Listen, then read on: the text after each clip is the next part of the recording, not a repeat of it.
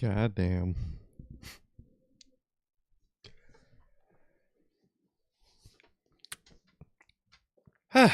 Well, Wow. ladies and gentlemen, we have made it. We have made it, and we are a few hours shy of being done with the final NHP post-show review for 2025. And I really haven't thought about it all day much, but now that we're finally here, that's pretty crazy. And to be honest, obviously Saturday night's main events don't count as premium live events, but like, if it wasn't for WrestlePalooza countering All Out, we would have done every single pay-per-view, PLE, post-show review this year. Again, if it wasn't for that, we would have, which I am so proud of, man, because before we would only do the 4 AEW pay-per-views and the big 5 for WWE. We would only do post-show reviews for that. We missed out on a lot of good stuff. Mm-hmm. We missed out talking on a lot of good stuff, a lot of good moments, a lot of regretful decisions. But whatever you did yesterday doesn't matter. It's about how you move forward today. And moving forward, bro, I'm so fucking proud of us, dude. Again, literally, if it wasn't for WWE being dickheads, we would have literally reviewed every single piece of pay-per-view PLE content this year, which shout out to the growth of NHP for that, bro. So this is pretty dope. We have finally made it. Again, we are a few hours shy of wrapping up this year for post-show reviews, man. This has been an awesome year for post-show reviews. You guys have seen the highs and the lows, the ups and the downs, and you guys, I mean, all the way from us fucking ranting about Jey Uso winning the Royal Rumble to us marking out, but also very shocked that John Cena turned heel, to, you know, the horrible WrestleMania main event, to us, you know, defending John Cena through most of the year on PLE, to from great AEW pay-per-views to horrible AEW pay-per-views, from the Hollywood ending to the fucking Adam Copeland debacle, to Adam Copeland, John Moxley debacle, to Ospreay Hangman. There's been a lot of great streams this year, man, and man, I'm super grateful again that we've been able to knock out almost every single one of them this year. It's been a boatload of fun, and something that I without a doubt can say that I do not obviously regret in the slightest, and it's been one of the best decisions that we've made for the growth of NHP. And man, I love post shows, bro. They're so fun. I really do. They're so fun. It's always fun talking about whatever type of show it is, whether it's a good show, you're talking about the good, the bad show. Where you talk about the bad, you're a little angry. There's the really bad shows where we're just on here baking Triple H this year, man. This year was the bake of Triple H, man. 2026 might be even worse, man. So crazy year. Like you said, if it wasn't for that bald Nazi trying to counter program, you would have had a review for every pay-per-view that mattered this year, man. And that's something that I'm proud of for us. That's something I'm proud that and thankful that you guys always join us for. And thank you guys, dude. In 2026, the grind just continues. It never ends. You wake up next day and you gotta grind that next day, man. So I'm excited, very pumped for 2026. The next one is Royal Rumble, right? That's crazy. Doesn't feel like it. I don't know if that's a good or a bad thing in terms of WWE content, but but it's gonna be an early one too. It is, dude. What is it? The first weekend of February? Right? January 31st. January 31st. Saturday. Okay. Saturday, January 31st, Saturday. which is in what, 4 weeks? I was gonna say. So we got 1, 2, 3, 4, 5 weeks. 5 weeks, 5 weeks man. away. We're back. This might be the largest break and past what's going to Ever. be. Yeah, ever. This is the only time you guys really don't get a pay-per-view review because there's nothing to review, man. I mean, they're not even putting that Cody and Drew match on the Saturday night's main event, so what the fuck is going on here, man? But I'm excited. I'm proud of us this year. And thankful for you guys to join us and join us into 2026, man. It's only gonna get better. There's only gonna be more content. You are here every Friday, every Monday, every post show, and gaming too. A lot of things to look forward to next year for gaming. We got the GTA 5 farewell tour. We got, you know, we had possible Black Ops 7 sparring stuff, and we got this 2K stream coming up, man. So I'm excited. 2026 is about to be a movie, man. I'm excited, and thankful for guys to join us on this whole journey, man. So this is crazy. The final review of the year does not feel like it, man. Man, it's crazy. Very proud of us, bro. Very proud of us, man. It's definitely something to definitely something to be proud of, bro. It definitely is something to be proud of, man. It's obviously a lot of time put into this stuff, man. So it's pretty awesome. It's pretty awesome. And yes, although there will not be any post shows for the month of January, we definitely do have a lot of ideas for the month of January. So even though we're not getting that break, or even though we are getting a break, there is things where we're definitely gonna be doing. So we're not gonna it's not gonna be an entire break, I can tell you that. So it's a break from pay-per-views, and you know what? Funny enough, that's the most exhausting part about the post show. Isn't the review? It's the pay-per-view itself every time. Yep. Never fails, man. 100%, bro. So yeah. How's everybody doing? Thank you guys for joining us for yet again another edition, and the final edition. The last time is now for the 2025 PLE/pay-per-view post-show reviews. As we are here, we have finally made it to World's End. And the show tonight was good. It was enjoyable. I liked it.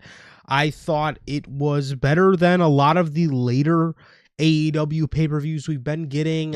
Full Gear, I thought, was a little blah. Wrestle Dream was very blah as well. I thought this it had its points. It had its points where it did feel a little just kind of like, you know, just kind of just waiting for something good to happen.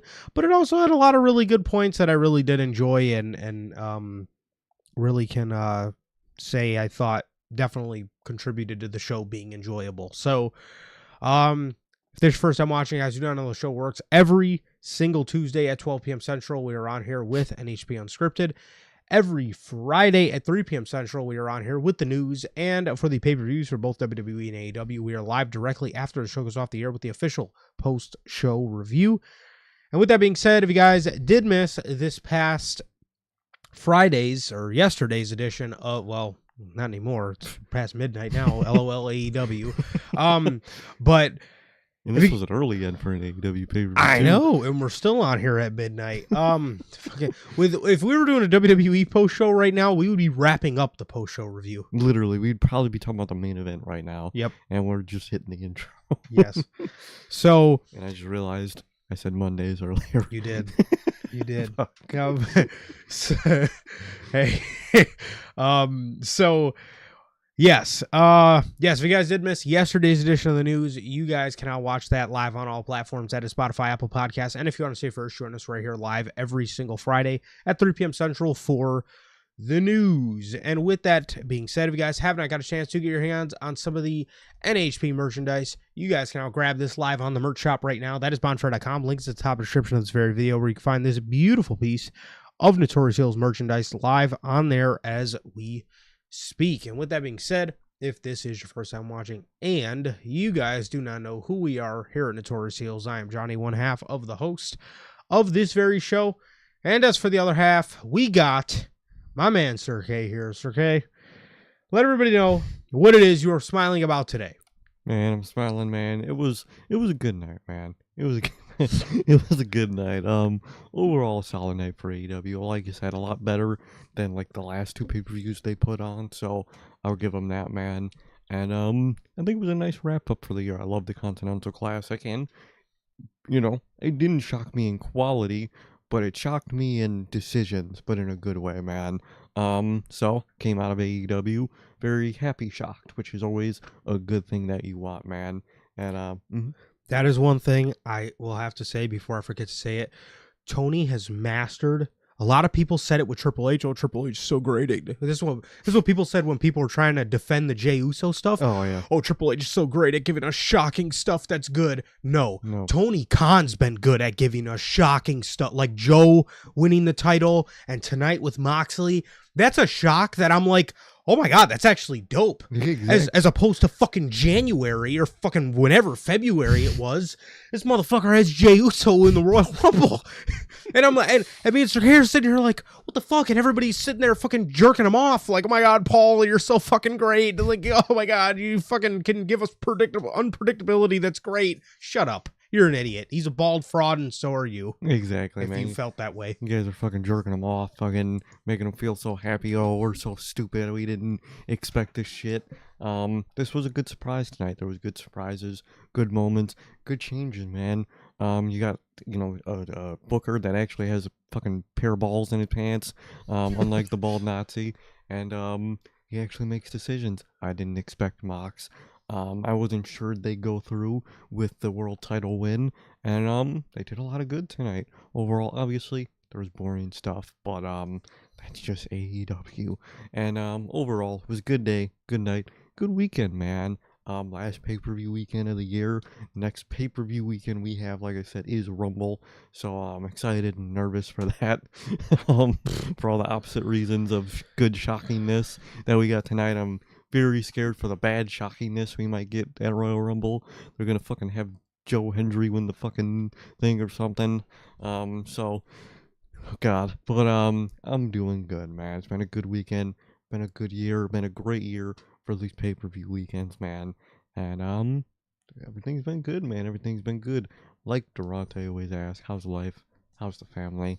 Life's good, family's good. How is everybody doing in the live chat? How's everyone doing? Watching the replay. What about you, bro? How are you doing?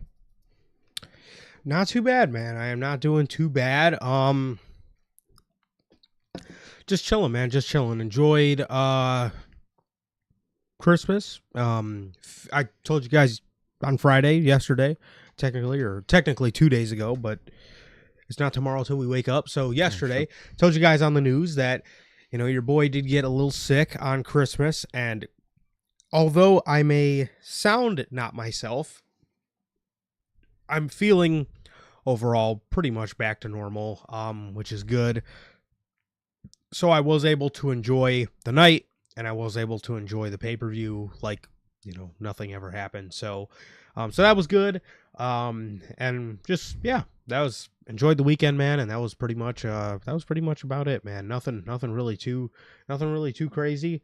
Nothing really too crazy. So yeah, just the usual, man. But other than that, man, I am pretty good. So yeah, that's about it. But as for you guys, as Durante always asks, I'm good. Family's good. What about you, Durante, Logan, Bell? He's not here yet, but Mr. Walk him down and cut these shits off. How are you guys doing?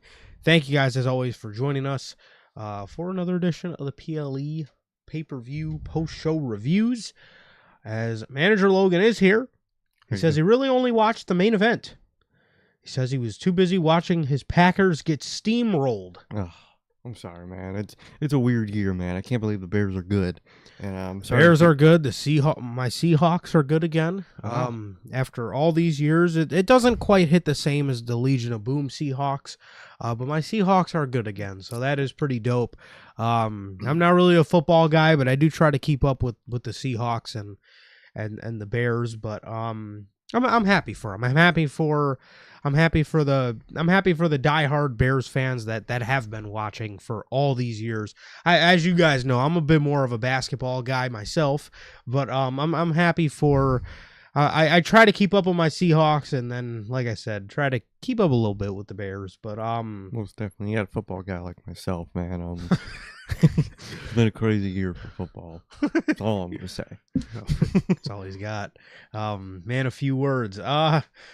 Logan says his Christmas got canceled. I'm sorry to hear that, bro. It sucks, man. Yeah, that definitely does suck for sure. Mine almost did. Mm-hmm. Mine almost did. Very close to. A lot of sickness in the family. Yeah, definitely that. Definitely that, bro. But yeah, so couple things before we get started here on World's End. If you guys did not see on Friday, we did unveil the Notorious Heels annual year-end awards coming to you guys this year with the 2025 edition of the show. We will be hosting the preview show on Saturday, January 3rd, 2026. So, which is actually in 1 week. Yep. So 1 week from today at 3 p.m. Central, we will be on here with the year-end award preview show. Now, what is the preview show, you may ask? Well, out of all 11 categories that we have, we will be revealing the nominees for each category, and as soon as we are done revealing all the nominees, the open voting for you all, the listeners of Notorious Heels, will be able to vote your year-end award winners, and then 1 week after this, on January 10th, we will be going over the winners for each category. I will be giving a winner.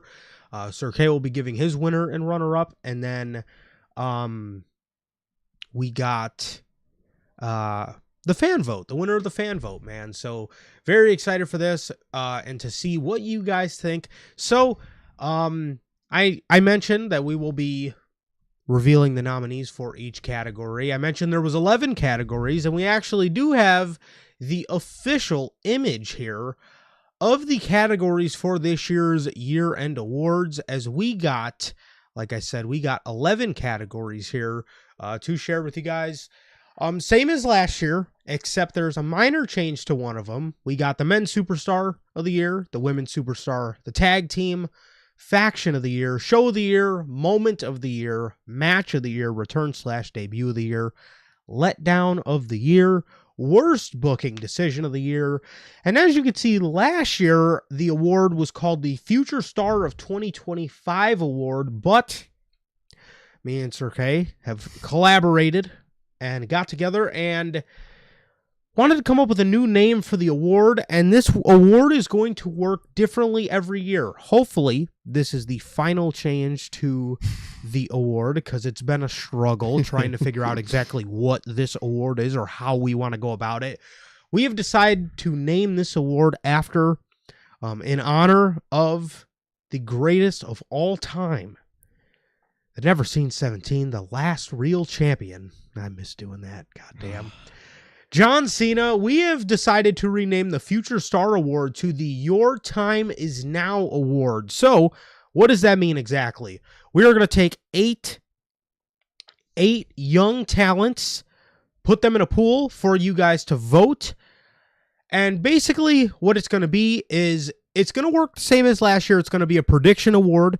We're going to give, you know, like I said, a list of 8 nominees, and typically for the open voting, I will put an other option in there in case you guys want to write in somebody, you know, maybe it's a complete unknown that you think, whatever the case is, maybe it's somebody in a smaller company, maybe it's somebody that's not on the list, but there will be a list of 8 nominees, and we are all going to vote on who we think is going to have a big year in the next year, so 2025. But the minor change to this award does come from the fact that if said person has won a world championship already, they are ineligible for the award. So last year, Stephanie Vaquer was on the list. If Stephanie would happen to make the nominees this year, you know, she would be ineligible. She wouldn't be able to be on the award this year because she already won a world championship. Or, for example, in the case of like a Braun Breaker. Braun Breaker was on the list last year.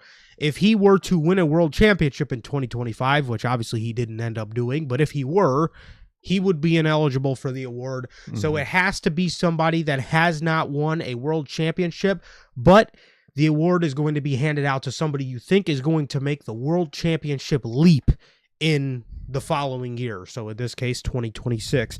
So, hence the name, Your Time Is Now. So, Yes, there will be no more future star of 2025 or 2026 award. Instead, moving forward, this will be the Your Time Is Now award, named after the Grand Slam GOAT. So, yes, and as you can see at the bottom, revealing nominees and open voting begins on the preview show, like we just showed you guys, January 3rd at 3 p.m. Central. So, yeah, again, these are the categories. We got men's, women's, tag team, faction, show, moment, Your Time Is Now award, match, return/debut, letdown, and worst booking decision of the year. So these are the 11 categories we will be rolling with for your 2025 annual Notorious Heels year-end awards. I'm excited, man. I'm excited. I love all these categories. Love seeing my pick, your pick, and your guy's pick. Always love it, man. I'm excited to see the winners for each category, man. And I'm pumped, man. January is going to be a big month for us. Year-end awards. And we got episode 300. Excited for that. You guys aren't going to want to sleep on episode 300 on January 9th, man. I'm excited. I'm pumped. I love year-end awards, man. And I can't wait. Yes, sir. Yes, sir. Yeah, man, that is, that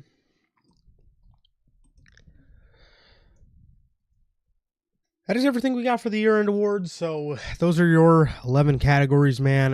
Yeah, World's End. World's End.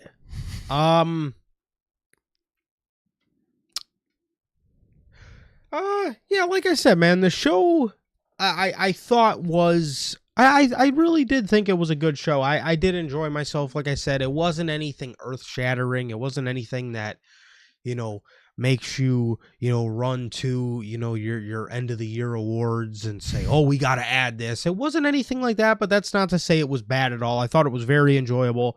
And again, like I said, compared to the past couple AEW shows we have been getting, it was a nice way to end the year for AEW because, like I said, it wasn't really too hot on like a Full Gear or a Wrestle Dream or anything like that. So I think ending the year off on something like this was for AEW ending it off on a good note. I think it was. And I think it ended off on the most important note you wanted it to going into 2026 is I'm excited for various things on television in 2026. I'm excited for the world title scene. Usually I'm always excited for that, but really excited for that with, what happened in the main event. Excited for the Death Riders scene and just that whole story. Love the different direction that it took that I did not think it would take, man. And there's a lot of good, man. There's a lot of good going into 2026 for AEW, man. I think, obviously, this isn't a prediction show. That's Tuesday, man. But I think they're gonna have a pretty steady 2026, man. I'm excited to see it with them, man. But I think World's End did send them on a good note going into 2026, man. For sure. Well, Logan, hopefully everything ends up being okay. Hopefully, man. With the brother-in-law. So prayers up for my guy. Most definitely.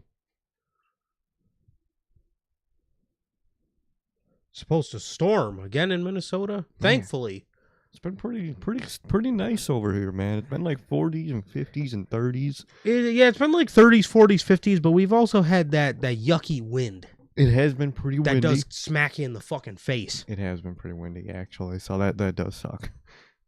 So the Windy City has definitely been in full effect as of lately. So yeah, man, that is the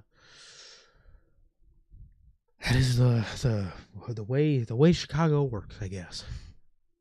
So, speaking of Chicago, World's End. World's End took place from the Now Arena. And World's End this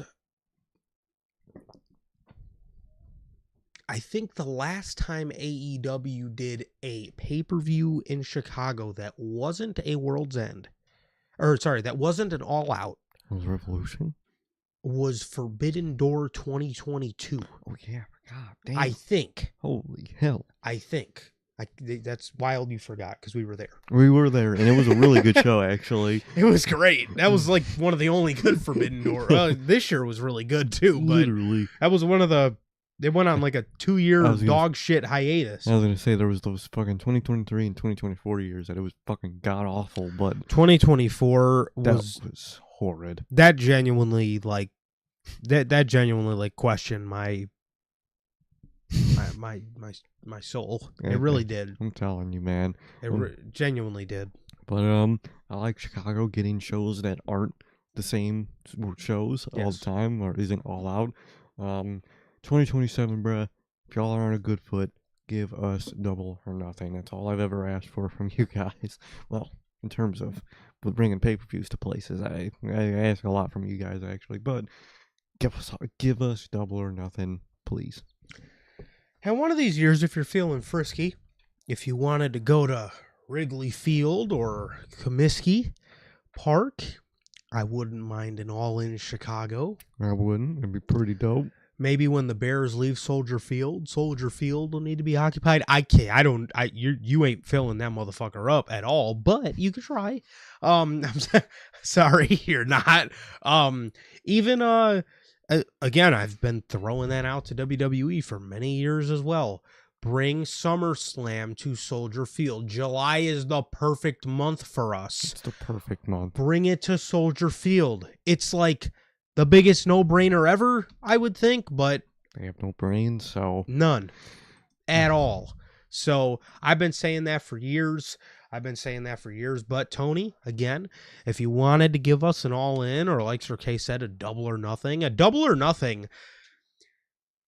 the White Sox, Comiskey Park has those those little spindle lights. Mm-hmm. That would actually look pretty sick, I think, like as a nice background shot to everything. So you definitely got something you could work with there for sure. It'd be nice. We could fucking take the train down there. It'd be dope. It'd be real dope. It'd be dope. I think one of the metros lets you off damn near right by Comiskey Park. So hey, Tony, come on, bro.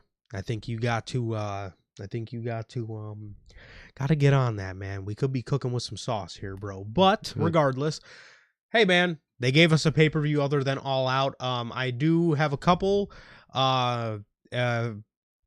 family member, and I'm pretty sure one of my other buddies went to World's End as well. So I hope that you guys had fun. Hopefully. Hope you guys have fun. Hope you guys enjoyed the show. As hey, I'm always glad to see a pay-per-view other than All Out come to Chicago, man. So I'm very excited. I'm very excited for that. It was like when WWE was in that Vince era where WWE was in the habit of giving us like them summer shit pay-per-views, like WWE, or like we would never get like a Rumble or like a Survivor Series or a SummerSlam. Like Vince was always accustomed to giving us like fucking Payback or Extreme Rules.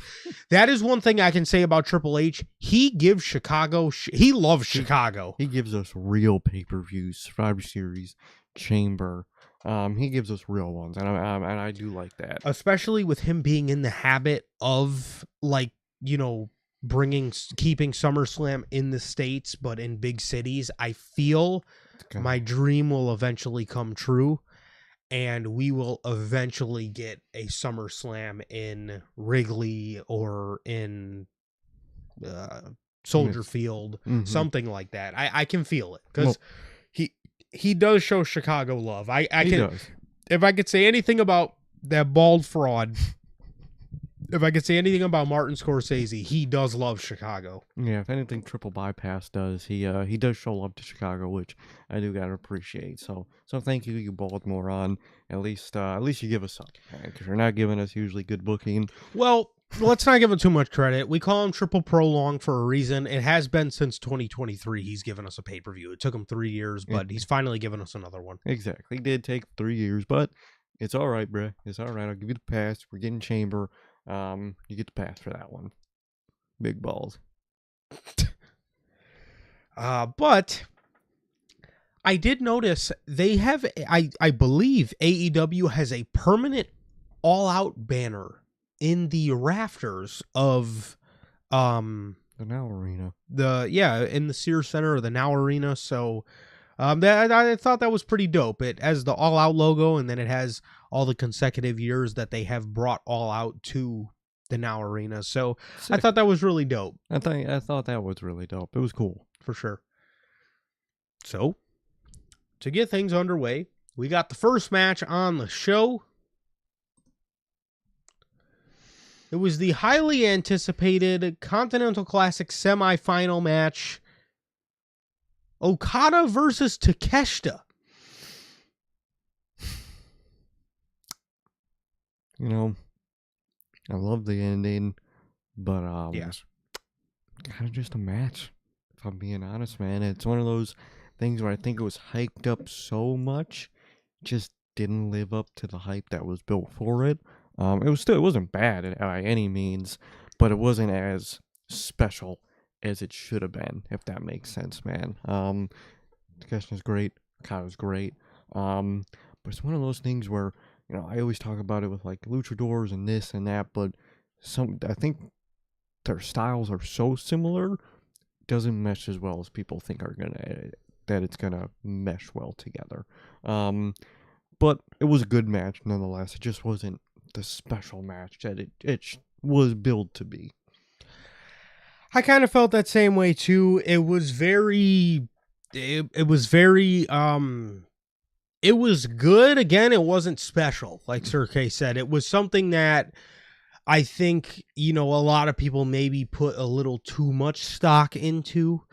I think maybe people were very quick to put an absurd amount of pressure on this match that I just in the end don't think really it lived up to. It was good, but again, it wasn't this just bona fide classic fucking banger that everybody was kind of talking about. It was good. It was good. It really picked up towards the end with Okada. Okada was going to hit a Rainmaker on Konosuke Takeshita, and Takeshita beautifully countered it into a Blue Thunder Bomb for a near fall. He then went to, a little bit later in the match, Okada would regain the offense and go to hit a Rainmaker on Takeshita, but it did not phase Takeshita at all, as Takeshita simply just no-sold the move, which I thought was dope. And as Okada was running out of things to do, he reached in the corner, and on the turnbuckle, the rod cover, he reached in there and he grabbed a screwdriver. He grabbed a screwdriver, went to hit Takeshita with it. Takeshita ducked. They kind of bumped into the referee. It was a little awkward. They kind of bumped into the referee. The referee kind of saw it, but then he played it off like he didn't. And Okada turned around and smacked Takeshita right in the head with the screwdriver and covered him for the victory as Okada advances to the finals here. And he beats Konosuke Takeshita here in this match. Like I said, the match was hard hitting. It was hard hitting. And they did have some pretty good sequences in here, man. But again, it just wasn't really, just this, all-time classic match that Okada, has, I guess been world renowned for. But at the end of the day, we've seen this. This isn't the first time this year we've seen this with Okada. We've seen this in the Omega match where things just didn't really live up to what they were supposed to. To be honest, in my opinion, unless I'm really forgetting a match, there has been only one Okada match in AEW that I've absolutely been in love with, and that was at World's End last year against Will Ospreay in the finals to the C2 last year with Okada beating him. Which goes back to what Sir K said about Okada and Takeshita, their styles maybe not matching that well because they're so similar. You could definitely feel a little bit of that in this case, in this case, and in the case of Ospreay and Okada, because Ospreay is a guy that his style is completely different from Takeshita. look at why Takeshita Omega flopped this year. Because in 2025, Kenny don't move like he used to in 2017. Kenny in 2017 was a different animal. That man that is like one of New Japan's GOATs. But it's not the same Kenny anymore. So, again, he may be a little too similar to what Okada can provide in this day and age. And Ospreay, on the other hand, is, he's a striker, but he's also a high flyer. He's got some versatility. He's got some flexibility in his bag. So, Okada was able to bounce off that very well, and their styles were able to contrast each other very well. Okada and Takeshita work very similar strong style-based styles. So I think that's something I'm starting to notice about Okada, is a lot of times if somebody does work a very strong style-based style or something very similar to his, it always ends up not being what it could be. And even you look a couple years ago at his match with Bryan Danielson at Forbidden Door. Bryan also is, very much in this day and age a striker. Also a technician, but Bryan can strike and throw paws when he needs to. And I felt like they did that a lot in that match too, and it just didn't really end up cooking the way a lot of people hype Okada's matches up to be. That's something that happens a lot in wrestling that I've noticed, whether it's bookers or fans. They hype up two people of the same style so much where they fail to realize those are usually the weakest matches because they're doing the exact same thing to each other. You don't have a dynamic where someone's trying to take someone to the ground and maybe tap them out, but the other person is more of a high flyer or they're more of a striker, so they're using their style to counter it. And when it's two styles of the same style, it doesn't always work out, man. Whether it's two big guys, two strikers, two strong style, two technicians, the same style almost never works out to be something truly special like people hype it up to be. I think this is the case, and I think it's one of those things where Tony Khan just thinks, oh, I gotta put Okada versus the best strong style guys because he's the best strong style guy. Like, no, look what happened with Ospreay. That match was truly goated because it was a different style. Put Okada in there with a Darby Allin. Put him in there with a Bobby Lashley. Those are the type of guys I want to see Okada with, because those are the type of guys that I think could really give him a different match. And like you said with Kenny's not what he used to be, man. They got fucking news of him, of them wanting to put him in the world title scene. Respectfully, bro, it's too late. It's too late with Kenny. It's over. The man, he can't go the way he used to be. He's hurt. He looks hurt. He wrestles hurt. And it's sad, dude. It's sad. If you can snapshot that man in 2017, yeah, you probably have the greatest in-ring wrestler of all time if you look at that snapshot. But he's broken nowadays. He hurts. He's hurt. And Tony Khan nor Kenny has the will to step away and to heal up, and he's not going to at the end of the day. He just doesn't have it in him anymore, man, and that's okay. But they're gonna try something. I think they're going to realize they're going to fail, and it's going to be sad. It's going to be unfortunate to see.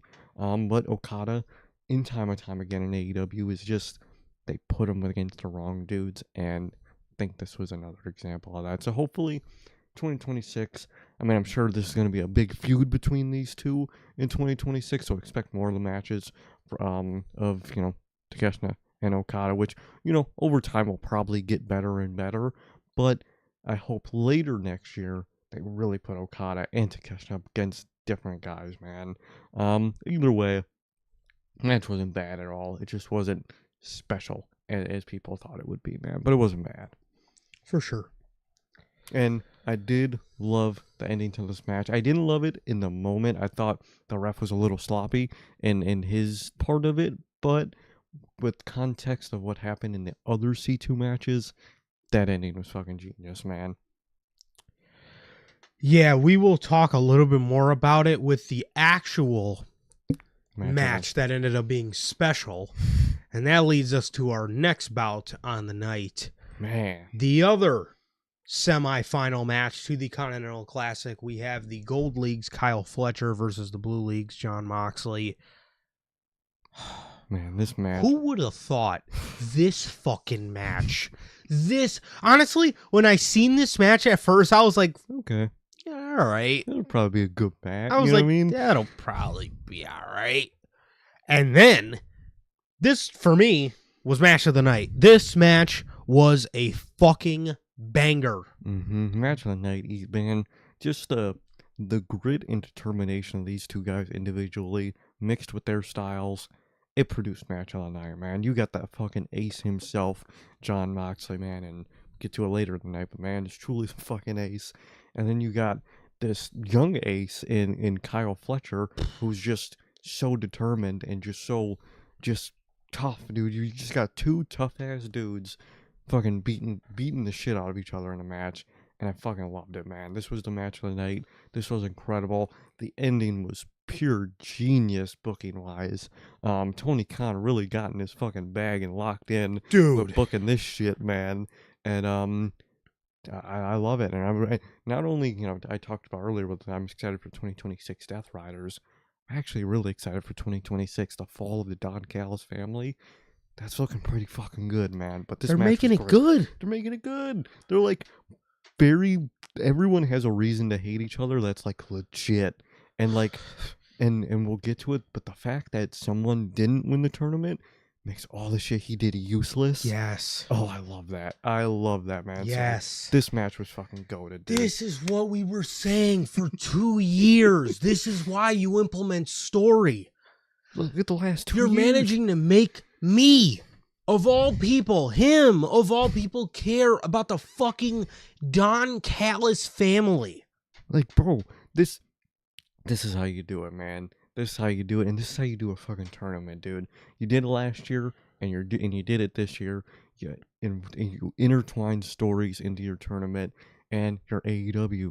Like this, it's gonna be a great match, and you got the great story. That's what I want out of wrestling, man. This match is what I want out of wrestling, dude. This is why we were preaching for years when everybody wanted to say, we don't want story anyway. We're the wrestling company. And we were sitting here saying, no, but you guys don't get it. You guys can produce good matches in your sleep. Imagine if you had a story for people to hang their hat on, to sink their teeth into.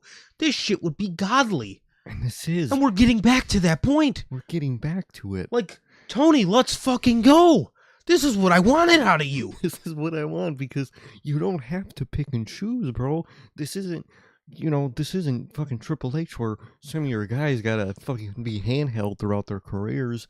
A lot of these guys, you wind them up and you fucking watch them go. Yes. You just gotta fucking create the path. That's all you need to do. You focus on the story. You created the best roster ever. Boom. The best in-ring roster ever.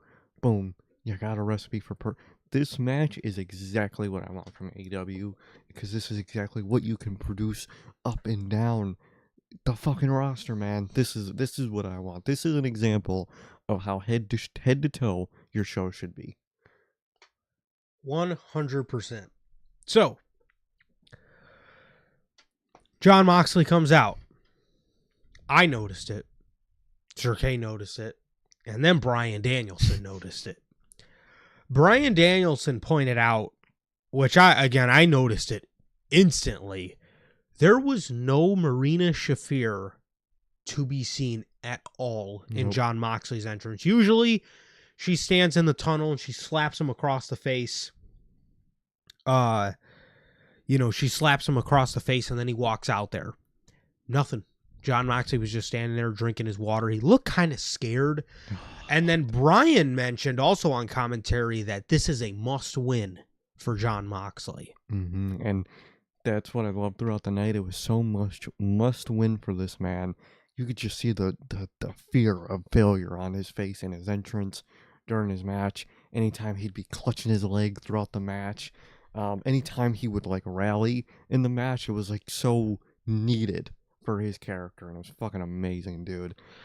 Which makes his promo from Dynamite a couple weeks ago all that much more cool. The one where he was talking about how there's still time left, and as the game winds down, he knows he's gonna have to take that final shot, and he knows he's gonna have to make every one of them. Made it. fucking did it. The ace. Tonight felt like must win for Jon Moxley, and what they ended up doing with the story I was actually a fan of. Have my questions, but was definitely a fan of overall. Jon Moxley was getting his leg worked in this match. It was like his knee/ankle area. Kyle Fletcher was working. He gave Moxley a brain buster on the apron that Brian was just absolutely going crazy to. Dude, I fucking love Brian on commentary. That man, he's so hilarious. He's so into it, and especially like Death Rider related stuff. Just when fucking anything bad happens to any of the Death Riders, that man is fucking pumped, dude. It is great. He's like sitting there throwing strays at Moxley the whole night. He's like, I wouldn't turn your back on Moxley if I was in a, or he's like, if I was Fletcher, I wouldn't turn my back on Jon Moxley. He's like, you can't even turn your back on Jon Moxley if you're his friend. I'm like, damn. Fucking amazing, dude. He like, it's so funny when he calls Death Rider stuff because he just throws the most wild strays at them the whole fucking night. But no, but so the crowd, there was a point in the middle of this match where the crowd was baby facing up for Jon Moxley hard. They were chanting, "Let's go Moxley." They were chanting Moxley. Huge babyface reaction for Mox, even though, you know, Excalibur had mentioned, think about in the beginning of 2025, people were booing this guy out of the building. Mm-hmm. He was torturing your favorites. And now you guys love him? It's crazy, dude. It's because you've created a story around this guy fucking fighting for his leadership at this point. You create a story where he became such a coward, and he was like trying to ignore it and not acknowledge it so much, but he started to not exactly acknowledge it, but he locked in and he did the work, and the fans recognize it, and they're starting to cheer the guy, dude. And I'm very excited because we'll get to it when we get to the end of C2, but I think I know the journey of the Death Riders and Jon Moxley, and I really fucking love it, man. But this Chicago crowd, babyface as fuck for Jon Moxley, and it's wild to see. This man was in the slop jalop the first half of this fucking year, man, and look at him now. Good Lord. This is what a story does for you. It is. It is, bro. So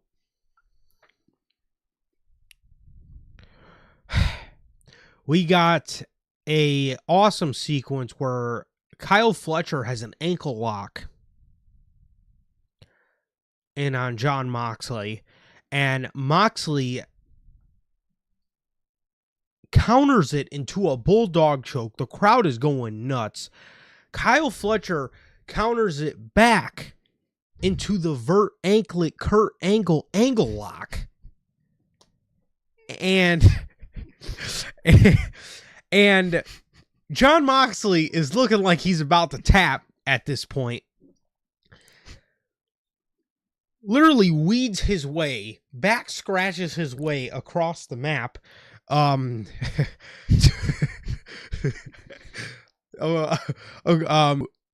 a rope break. So we got, I threw two of Sir K's favorite innuendos in there for him. So he gets the rope. Crowd starts going nuts. He gets Kyle up on the top rope and gets him in a sleeper hold, and then hits him with, as Excalibur says, the Avalanche Cutthroat Supercut. Not a superplex. No. A supercut. He has Kyle on the top rope in sleeper hold and literally throws him back. Wildly unsafe, but thankfully everybody is okay. Kyle landed fucking right on his head. Literally right on the dome of his head. It looked gnarly. Insane. Literally, like you said, right on his dome. Thankfully he's okay, but gotta be a little more careful there, because that could have went very bad. Very. And he hits him with an avalanche cutthroat superplex. Supercut. Or as Excalibur would say, the avalanche cutthroat supercut. Kyle regains offense, hits Moxley with a bunch of his moves, his, running stuff in the corner. He covers Moxley for a kick out at 1. John Moxley starts going fucking bananas. Kyle is able to hand out a couple super kicks, hit him with a brain buster for a near fall at 2. Crowd is also going nuts. Then Kyle Fletcher walks to the corner and he takes off the turnbuckle rod cover. And he's like, what the hell? Where the fuck is it? Takes off the second one, the third one. He's panicking at this point. Fucking Okada found out Kyle Fletcher put that screwdriver there for him, used it, didn't put it back. He just put it in his trunks and then he threw it away for himself. I thought that was fucking genius. Mm-hmm. And then AEW these two men did a wonderful job at Moxley would regain offense, but then Fletcher would look like he would power out of the choke. And I'm sitting there like, okay, now you ruin that ending if Kyle Fletcher doesn't lose this match, because now that I know that screwdriver was for Fletcher, Fletcher has to lose this match now. Mm-hmm. They did a great job at making it look like Fletcher was going to mount a comeback, but John Moxley would keep his bulldog choke in and end up incapacitating Kyle Fletcher and winning the match via pass out of the bulldog choke. Bro, Tony, you are a fucking genius for that ending. That was brilliant. Mm-hmm. That was brilliant. So now, instead of Okada just being mad at, Takeshita being mad at Okada for hitting him with the screwdriver, now Fletcher has a reason to be mad at Okada because the screwdriver wasn't even for him. Okada just got word of it. Now, here's the other interesting part that nobody's talking about. How did Okada get word of that? Probably Don. Is it Don? So now there's going to be somebody who is going to be at fault for, leading, pretty much leading Kyle and Takeshita into a loss in the first round. Mm-hmm. It's probably Don Callis. That is wild, the fact that I'm sitting here genuinely interested on a fucking Don Callis family story. I know, it's crazy, and this is what you do when you involve a story, and this is what you do with when you want to break up a group. I love it that everyone is organically pissed at Okada, and, if you do pay attention, it's very obvious that on TV, he always favored Okada. Okada was Don's favorite, always has been in that group. And I think it's very obvious here. He wanted Okada to win this whole tournament. He wanted him to beat Takeshita, and he made sure that happened. He knew that he planted that screwdriver. He wanted to use it for Okada, man. I love it. I think it's very good. Kyle Fletcher has a reason to be pissed. Takeshita has a reason to be pissed at both of those guys. And I'm very excited. And all throughout their whole little beef that they've been playing up on TV between Okada and Takeshita, Don just let him be a dick to Takeshita the whole time. Yep. Now he has the final nail in the coffin, and now Fletcher didn't really have those interactions with him, but now he does, and now it's already clear Okada's still his favorite, and I think that's going to devolve into just the big three of the group imploding, man. And I think both Takeshita and Fletcher are going to ditch this group, and I think they're going to go their separate ways from this group. And I really love it, dude. I love it. The rest of the group does not matter to this equation. No one cares about the doorknob or the rest of those fucking marks. You don't care about RPG Vice? God, no. But Lance Loser? None of them. What about Andrade Alito? haven't even seen him tonight, man. Oh yeah. The man's freed, and he's like, you know what? They're good. But love this match, dude. This was match of the night, and I love the booking to that ending of the match. It was pure genius, and it only gets better with, you know, the ending of the C2 man. I love it. I'm very glad to see, and I'm very excited in 2026 to see Fletcher and Takeshita out of this group and on their own. I think that's going to be so much better for their years next year, man. I think it is. I think it is. And I think and I do think it is about time that these guys do. I think it's about time these guys do take that leap for themselves and just for their development in AEW as future main eventers, man, because guys like Kyle Fletcher, guys like Will Ospreay, guys like MJF, guys like Paige are the reason Adam Page talked so much about last year about how excited he was for the youth of this company, because if you put somebody like Kyle Fletcher in the deep waters and you let the guy fucking swim, this is the kind of shit he can do. This is the level of storytelling he can tell, and as long as you maintain that level of storytelling, you will never fade. No. You will never fade. Story is king. Story is rich. Why do you think we've been getting on WWE for the year that they've had in 2025? Because in 2023 and 2024, their stories were rich. The Bloodline story was rich. A lot of the other stories that they were doing at the time were rich. Obviously, everything wasn't perfect. A lot of the shit was rich. Look at this shit in AEW, the Death Rider shit. It's been a very rich story throughout the year. And now look at what you're starting to kind of build up with the Don Callis family. The story is rich. Look at what you did. Look at what you're doing with Swerve and Hangman. The story there has been story rich. Story is king. If you do what's right for the story and you follow the fucking story, you will never fucking go wrong. Nope, exactly. And it's perfect. It leads you to greatness. It leads people to care about already great performers. And I'm excited for the year of 2026 for the Don Callis family, at least the big three, man. That's so fucking weird to say. Can't believe I'm saying that, man. Look what happens when you add the element of story. So, yeah, that was that. And now we are looking at a final of Jon Moxley versus Kazuchika Okada later in the night. However,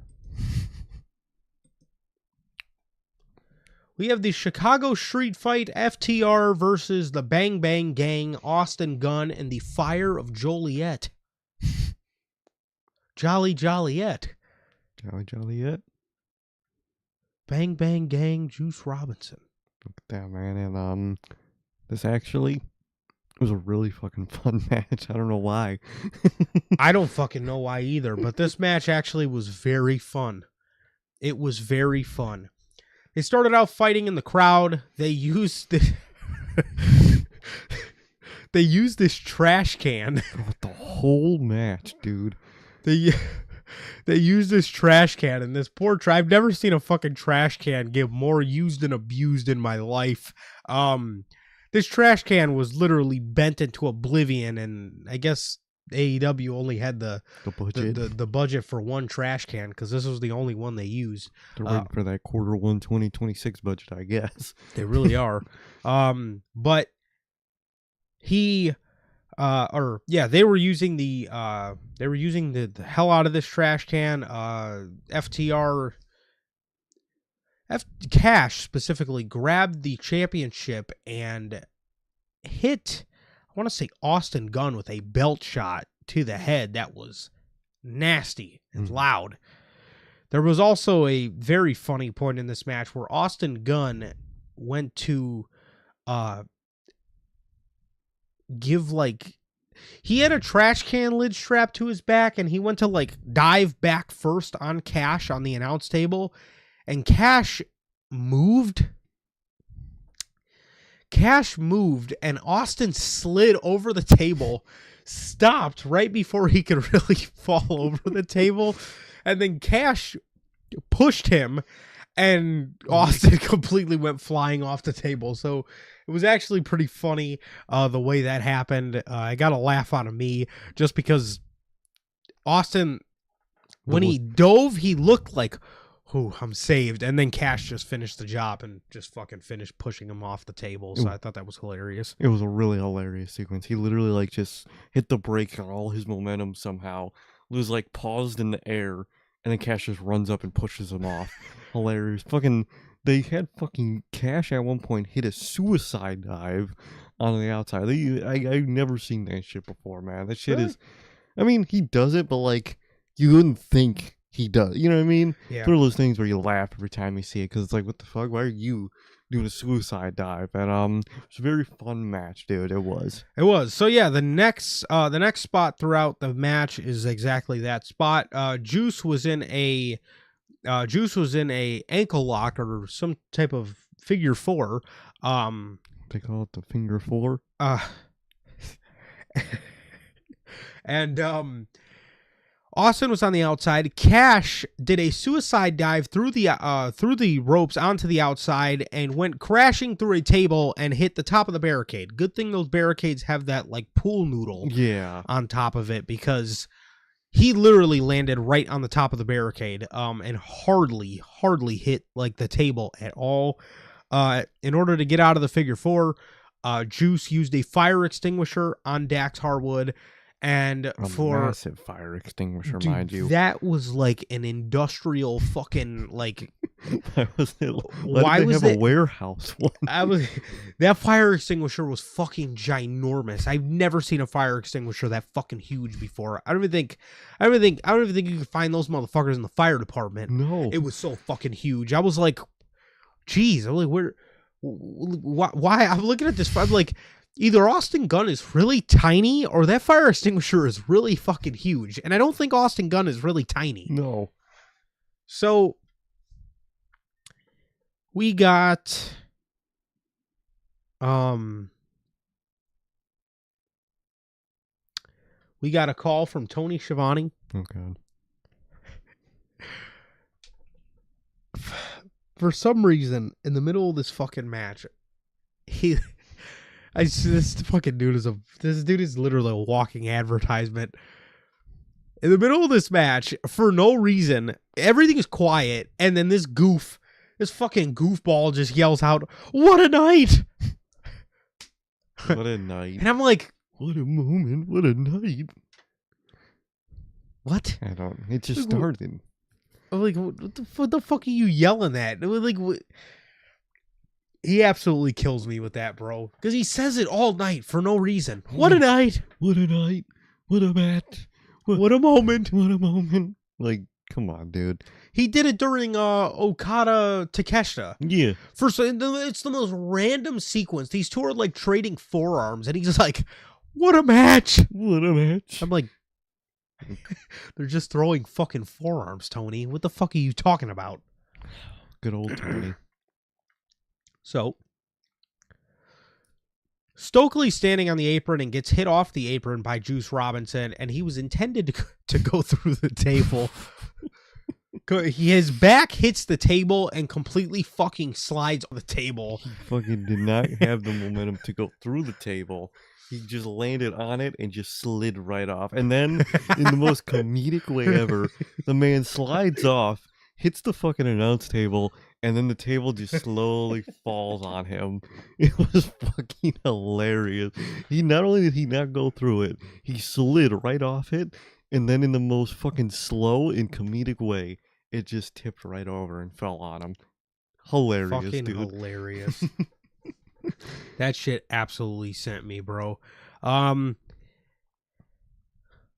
So after this, FTR takes back control and gives Austin Gunn 3 big rigs or their spike pile drivers to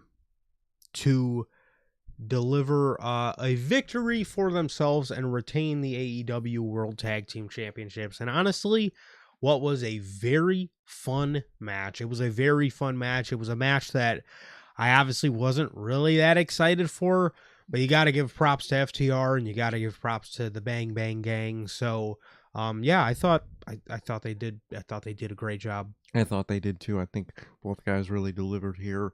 They had a really good, really fun match, and it was really good. I enjoyed it way more than I thought I would have.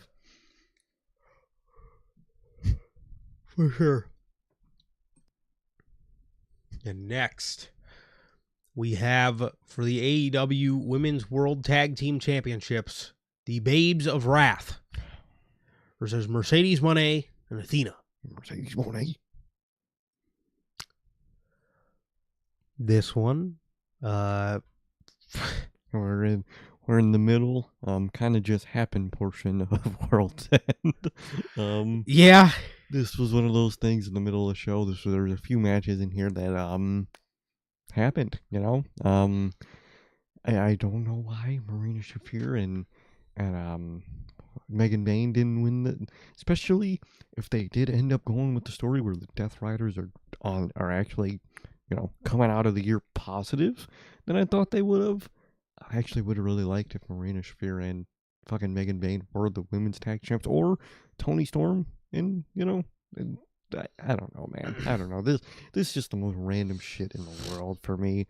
I would much rather see Willow in singles in the women's division than this feels really W. This is why I don't love women's tag titles, because they all do it. They just take singles whipping, where you want to see in the singles division, and say, well, we don't want to put them in that right now, but we'll still be a champion, and we'll put the tag titles on them. This is why I don't like women's tag titles, because you get people like Athena, like Willow, should be in the singles women's division, and they're not. It's kind of just disappointing to me. Yeah. Yep. So, yeah, this one to me was kind of just there. There was a pounce to Athena by Willow. Mercedes Moné would come in, get a little bit of offense on Willow Nightingale, and go to hit her with the Moné Maker, and Willow would counter it into a roll-up and pin Mercedes Moné to retain the Women's World Tag Team Championships here, which would then end up setting up a match for this upcoming Wednesday on Dynamite with Willow and Mercedes for this championship. So, yeah, that was pretty much this match. Like I said, it kind of, to me, was just there. It just, the women's tag titles kind of feel like nothing. And the match to me was what it was. It was there. Yeah, exactly, man. They already have Monet on her title losing journey, and she's just losing all, you know, her hope. So I'm very curious to see how it goes. I actually wouldn't be shocked if Willow wins the TBS title, because, you know, Tony Khan does love when a multi-championship is also on someone who's a singles title winner at the same time. He loves doing that. Obviously, look at what was Samoa Joe. Look at they do that shit all the time. Mm-hmm. But I think Monet's gonna keep losing for a little bit. I could see that. I could very well see that. There was a segment later in the night with Monet being very upset, throwing things around in her locker room. She then comes out, does her interview, and states that on Wednesday she's going to beat the fuck. She said fuck, and they did not bleep it, which they are on pay-per-view, so I guess they are allowed. Yeah, it doesn't matter.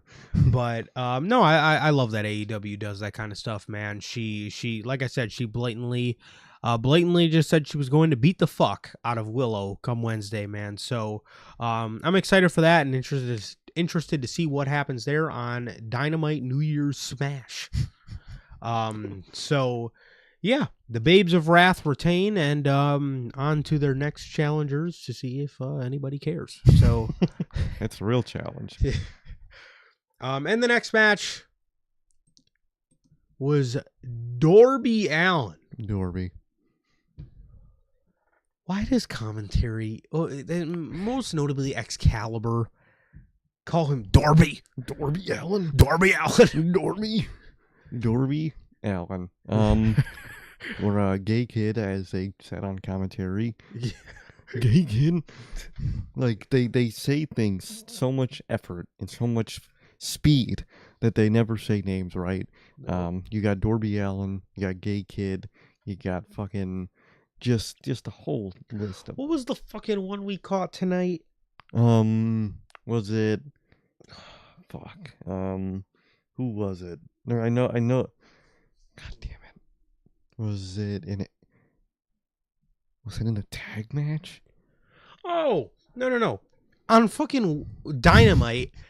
Obviously, we're not talking about Dynamite on it was Dynamite or Collision, which obviously we're not talking about it this Tuesday because we got the 2025 Rewind 2026 predictions. So be there, be square on Unscripted if you guys want to tap in with that. Fucking Mark Briscoe comes out to make the save against the Death Riders, and fucking Tony Schiavone goes, "Oh my god, it's Mike Briscoe for the save." Mike Briscoe.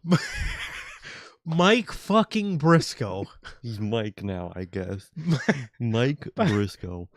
Mike Briscoe it is, I guess. They just speak too fast. You're too fast and you're too happy to be. Dude. Dude, those Collision clips, I don't know what Tony Schiavone done took. That man was so hyped up and so fucking pumped of commentating that show, dude. He was so energetic that he fucking called that man Mike Briscoe. He fucking, there's Orange Cassidy running for a kick, and he does a punt kick. Does a fucking punt kick, and this motherfucker, Orange Cassidy with the running foot. The running foot. And then it happened tonight, and it happened on Collision. What is with this man insane that someone deposits him on the apron? I was just gonna mention that. I don't know who fucking taught Excalibur the word deposited. Anytime he did it during Mox Fletcher, Moxley put Fletcher on the top rope, and Tony Schiavone is like, or Excalibur's like, and Moxley depositing Fletcher on the top rope. Moxley depositing. Who says that? I'm gonna deposit you on this fucking ground. And then he did, like, the first time I heard it, we were watching Collision, and he did it during the fucking Mascarada Dorada versus Roderick Strong match, and Roddy does a backbreaker to Dorada, or Dorita as they called him, on the apron. And Excalibur's like, and Mascara Dorada deposited on the apron. He did also fuck his name up, Mascara Dorada. He deposits him on the apron. Bro, come on, man. Come on. He deposits him. Well, you had Darby Allin here. Darby. It sounds like a fucking elf name. There's a little Darby elf. This match was exactly what you thought it would be. This was these guys trying to kill each other. We have Darby Allin and Gay Kid. According to commentary in this match. Not Gabe Kid and Darby Allin. We had Gay Kid and Darby Allin. So you gotta love AEW commentary, man. I told you guys it was gonna be a funny ass night. I fucking love AEW commentary. It's so shit. It's amazing. They're so bad. They're reaching GOAT status, bro. They are, bro. This is just getting too funny at this fucking point. Darby hits a coffin drop on the outside to Kid. Literally just on the fucking mat. Darby would get Gabe Kid in the ring and hit him with a Scorpion Deathlock. But because he was thrown down the stairs and fell off the map last year, because he was thrown down the stairs last year and this year, they pointed out that, Darby could not, stay in that crouching position, and he got exhausted from being in that position for so long. He could not hold in the submission. Gabe Kid would then lock in a sleeper hold on Darby Allin, and right before Darby was going to pass out, Darby rolled back and got the roll-up victory against a bloodied Gabe Kid to give himself the victory here on this night. And yeah, I thought I thought the match was fun for what it was. I thought it was really good. I thought, like I said, I thought it was a fun match, and these guys did their thing. It was pretty much everything you would think out of a fucking Darby Allin and Gabe Kidd match. So Exactly. the idea that they went for, I thought they delivered on. I thought they did deliver, man. I thought they did. I like both of these guys. I like the part-time Death Rider Gabe Kidd. I'm sure once his New Japan contract's done, he'll be all elite. So I'm sure we're just gonna get more and more of him over time.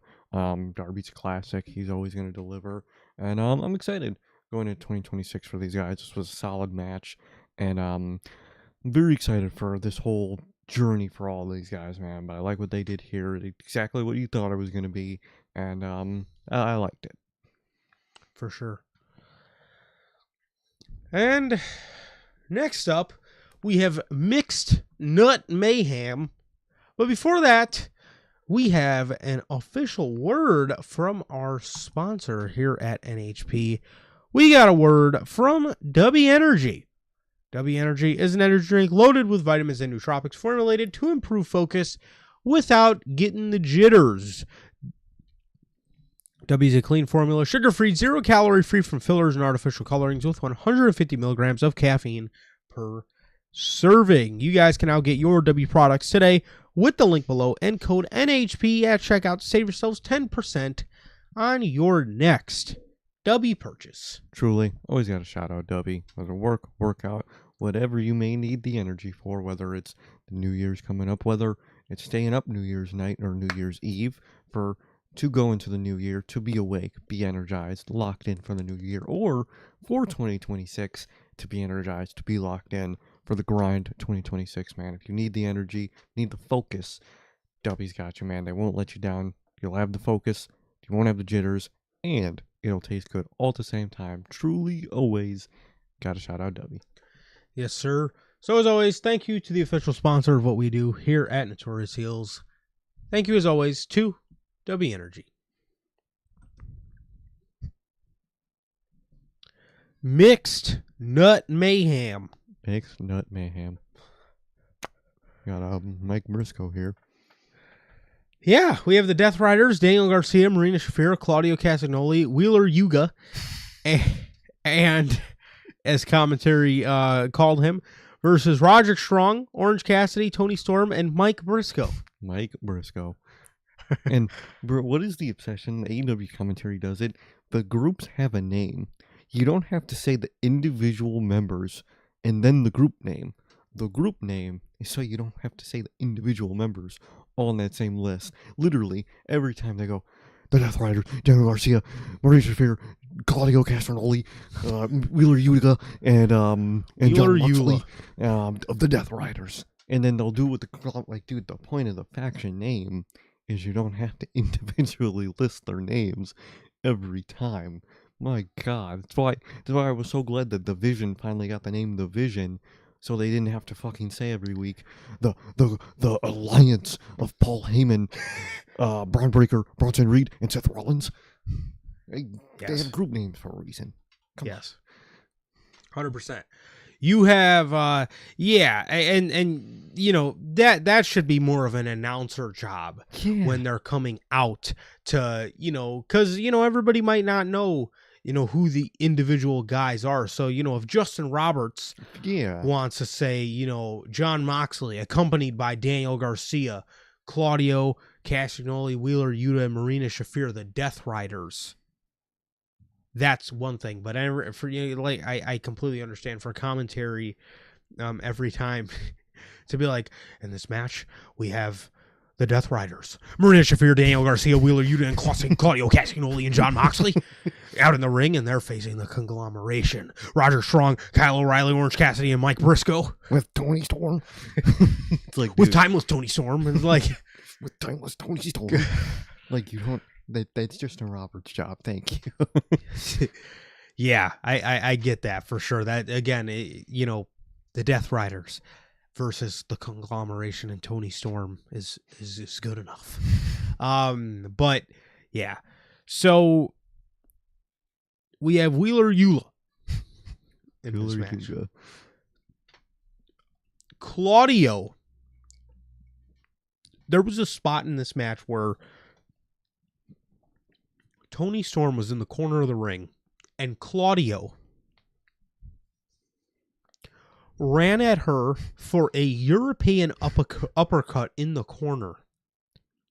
Thankfully, she moved, because this man, I ain't never seen him run at that fucking corner for a European uppercut so fucking hard in my life. That man was gonna slime her out. This is God we're talking about too, by the way. This is Claudio. Yes. We got the Ultimate Demon fucking inches from sliming out Toni Storm, dude.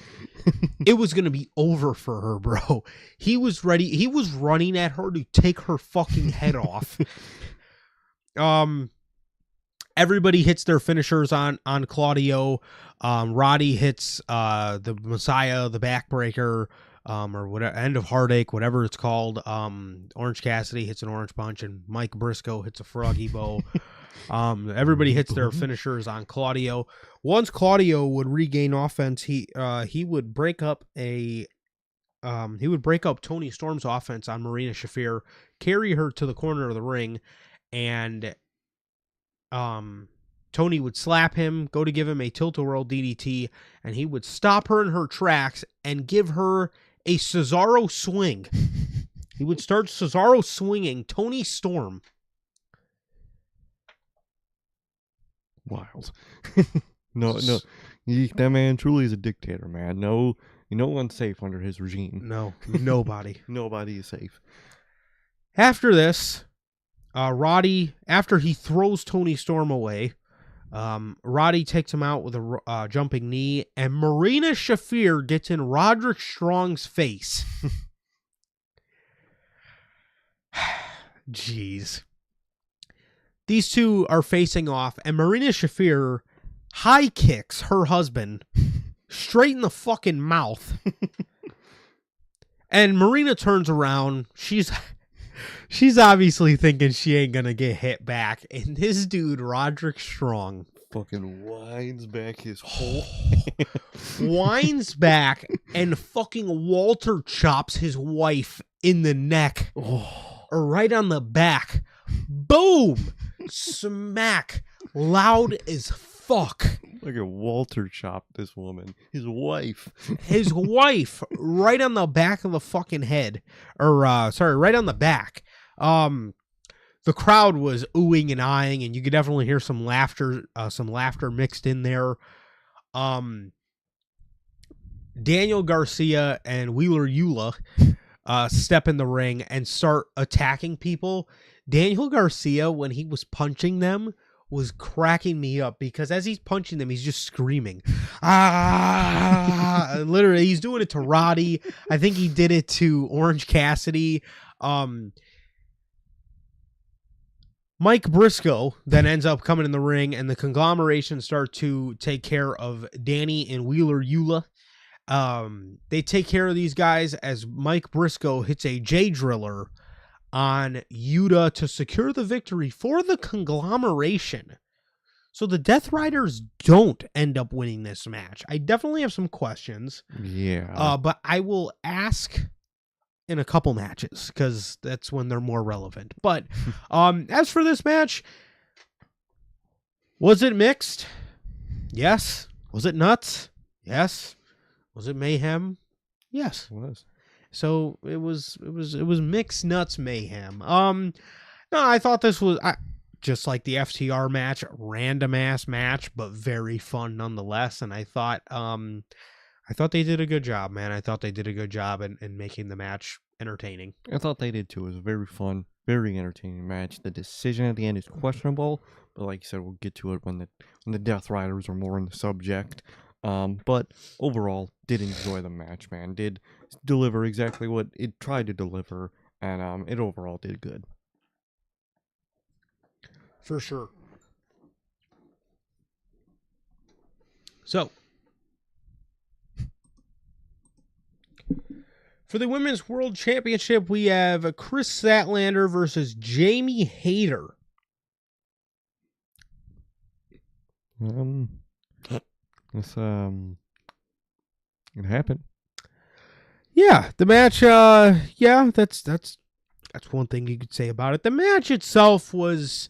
It was okay. It was okay. It wasn't any. It wasn't anything. Godly in the AEW women's title scene.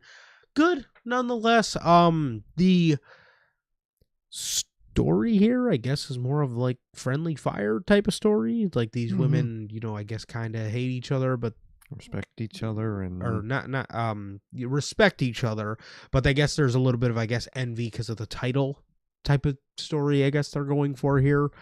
There also was the story of these two trying to use each other's moves on each other during the match, which okay.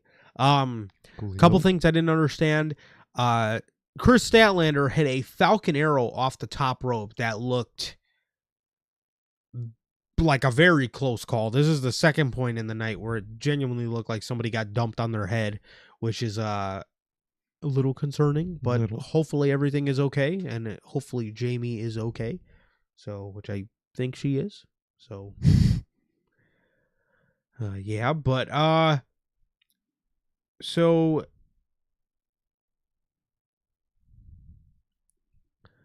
Statlander goes to use Jamie Hayter's Haterade, which is countered. Jamie would get a little bit of offense in on of her own before hitting Chris Statlander with the Saturday Night Fever for a near fall. Jamie would go for a Haterade of her own before Stat would block it and spit in Jamie Hayter's face. That I didn't understand. You spit in somebody's face when it's a blood feud, not when it's a friendly fire type of feud. I was going to say, you guys are friends. Not like you have fucking CM Punk and Seth Rollins here. You have two people who the whole point of the story is that they're friends, but, they just want to out-wrestle each other, and you're spitting in her face? Okay. Not really consistent there. Yeah, it didn't make too much sense to me whatsoever. But yeah, so that was that. Again, I would prefer if they would use the spitting in somebody's face for a little bit more of a meaningful thing. You do that kind of shit for like a feud on the level of Swerve and Hangman. Yeah. You know what I mean? You don't use that type of shit for Jamie Hayter and Chris Statlander. Sorry, you just don't. So we got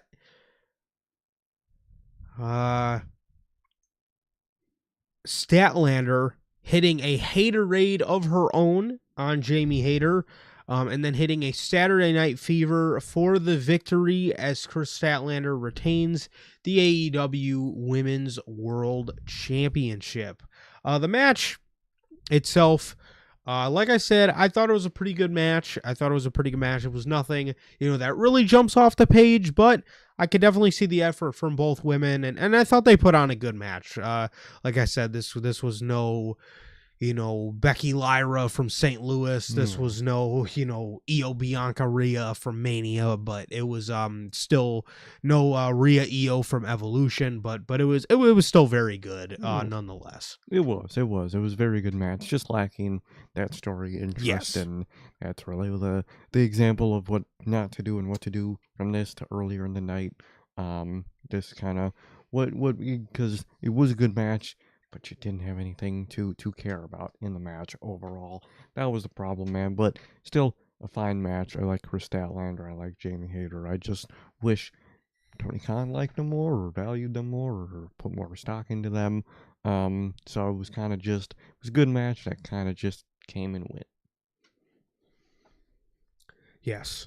Definitely want to highlight what Sir K said about lacking story element. Mm-hmm. That was one thing that definitely didn't play into the match is long-term health. No. The next match. The finals to the Continental Classic. Okada versus Jon Moxley. Jon Moxley would come out again with nobody. No Marina Shafir, no Claudio, no Pac. Tonight was no Wheeler Yulah. No Daniel Garcia. Nobody. Pac wasn't here at all tonight. I don't know if bro didn't want to fly out immediately after Christmas. I don't know what exactly happened with Pac. I don't know.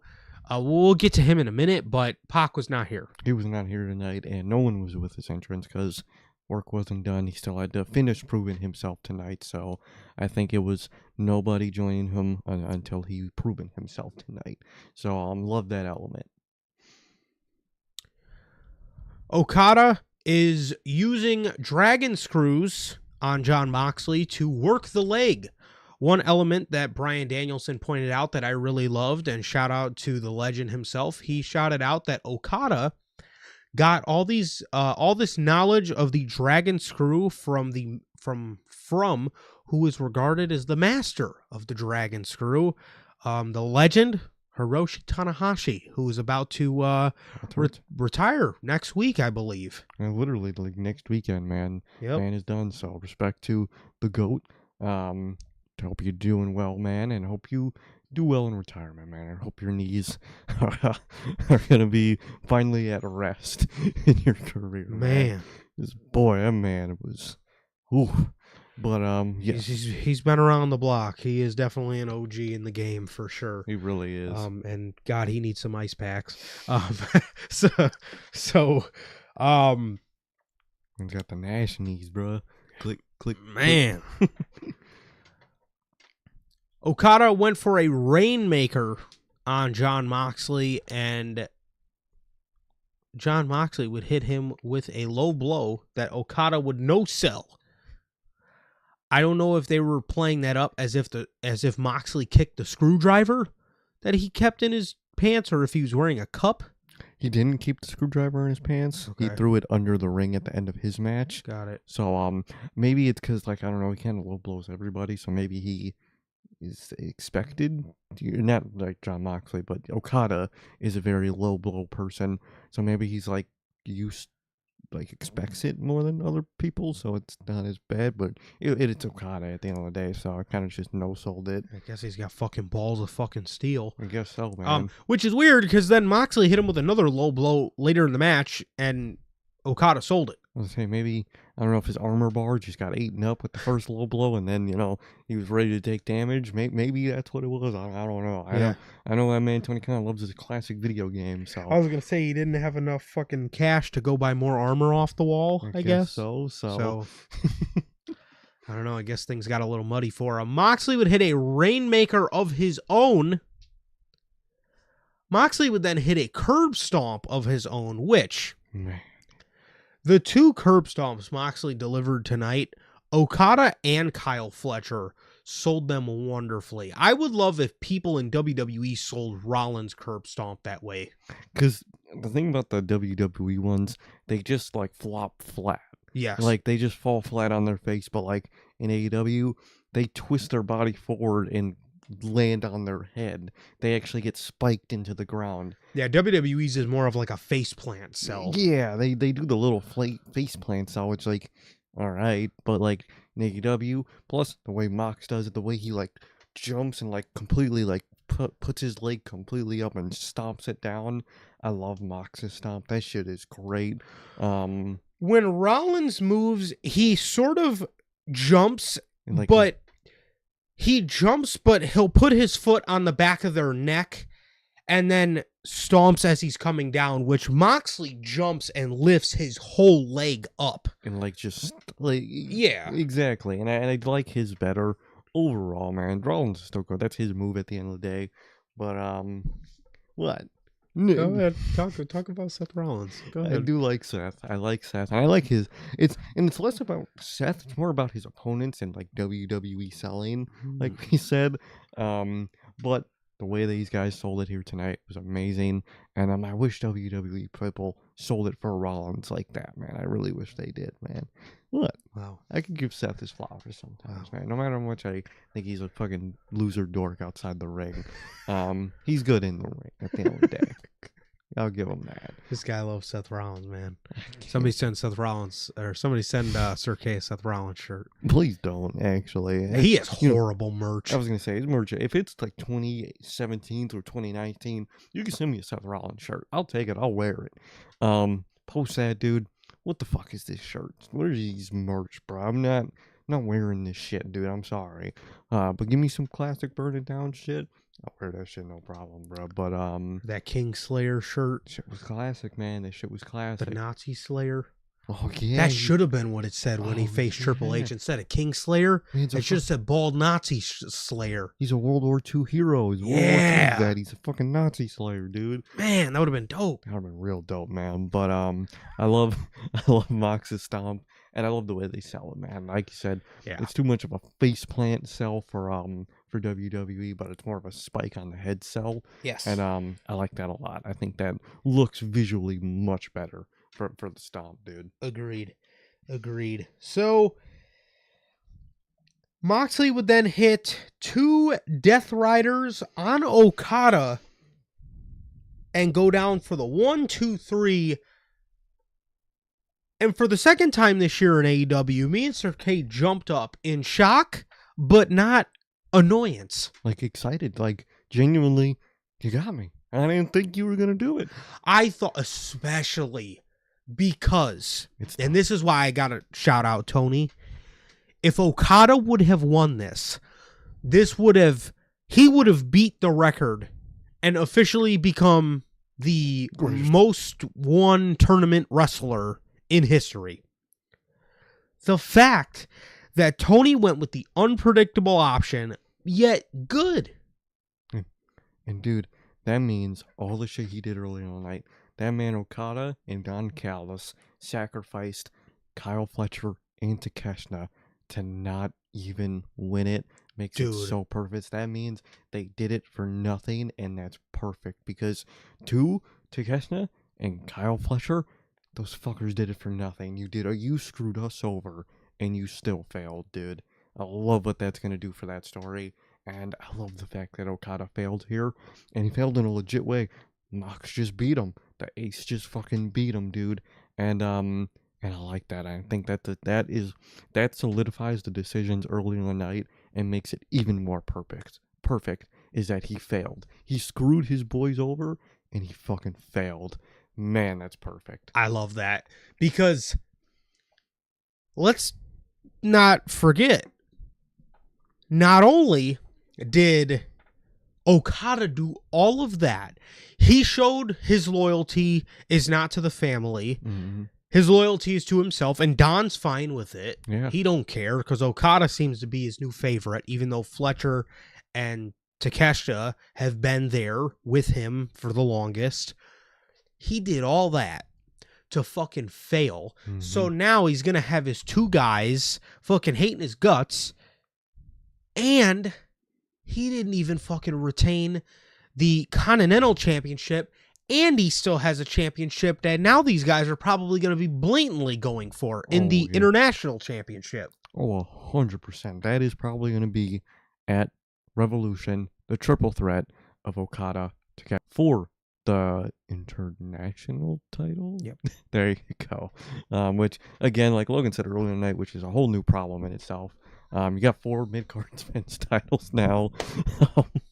At this point, you might as well grab Ricochet, put him in that match, and fucking combine all that shit and just make the fucking... You might as well. The fucking super national title, the super earth title, whatever the fuck you want to call it. You might as well just do that.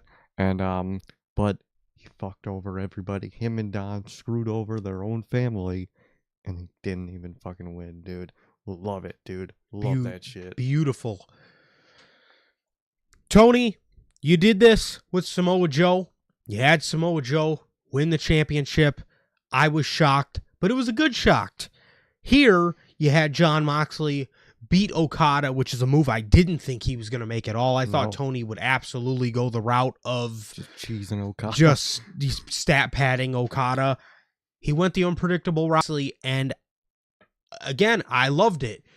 This is way different from in WWE when Triple H throughout the year of 2025 has tried to give us these shocking outcomes.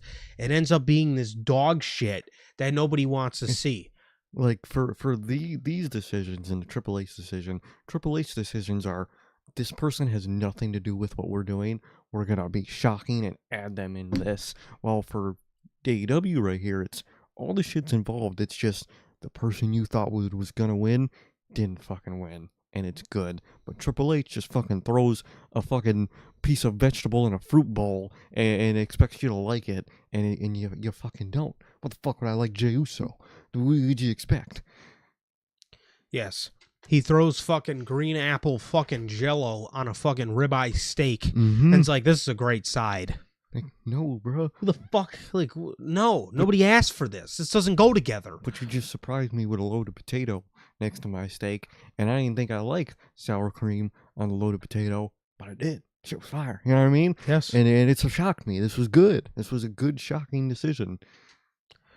Yeah, and again, like I said in the intro, all you guys earlier this year tried to defend that shit with Triple H. And we're like, oh, Jey Uso's a good predictable. Me and Sir K sat here in the beginning of the year and said Jey will not work as a world champion. And by the summer, guess what? All you fucking narcs were like, oh, this Jey Uso reign sucks. Yeah, we told you it was. We told you it was going to suck because timing didn't align. No, timing didn't align. Neither did his wrestling ability. No, exactly. His wrestling ability decayed. It wasn't his moment. And we fucking told y'all. And by the end of this fucking year, we fucking told y'all. So did you see these recent comments Tony Khan was talking about with the way he goes about booking shows now? No. He says it's less collaborative.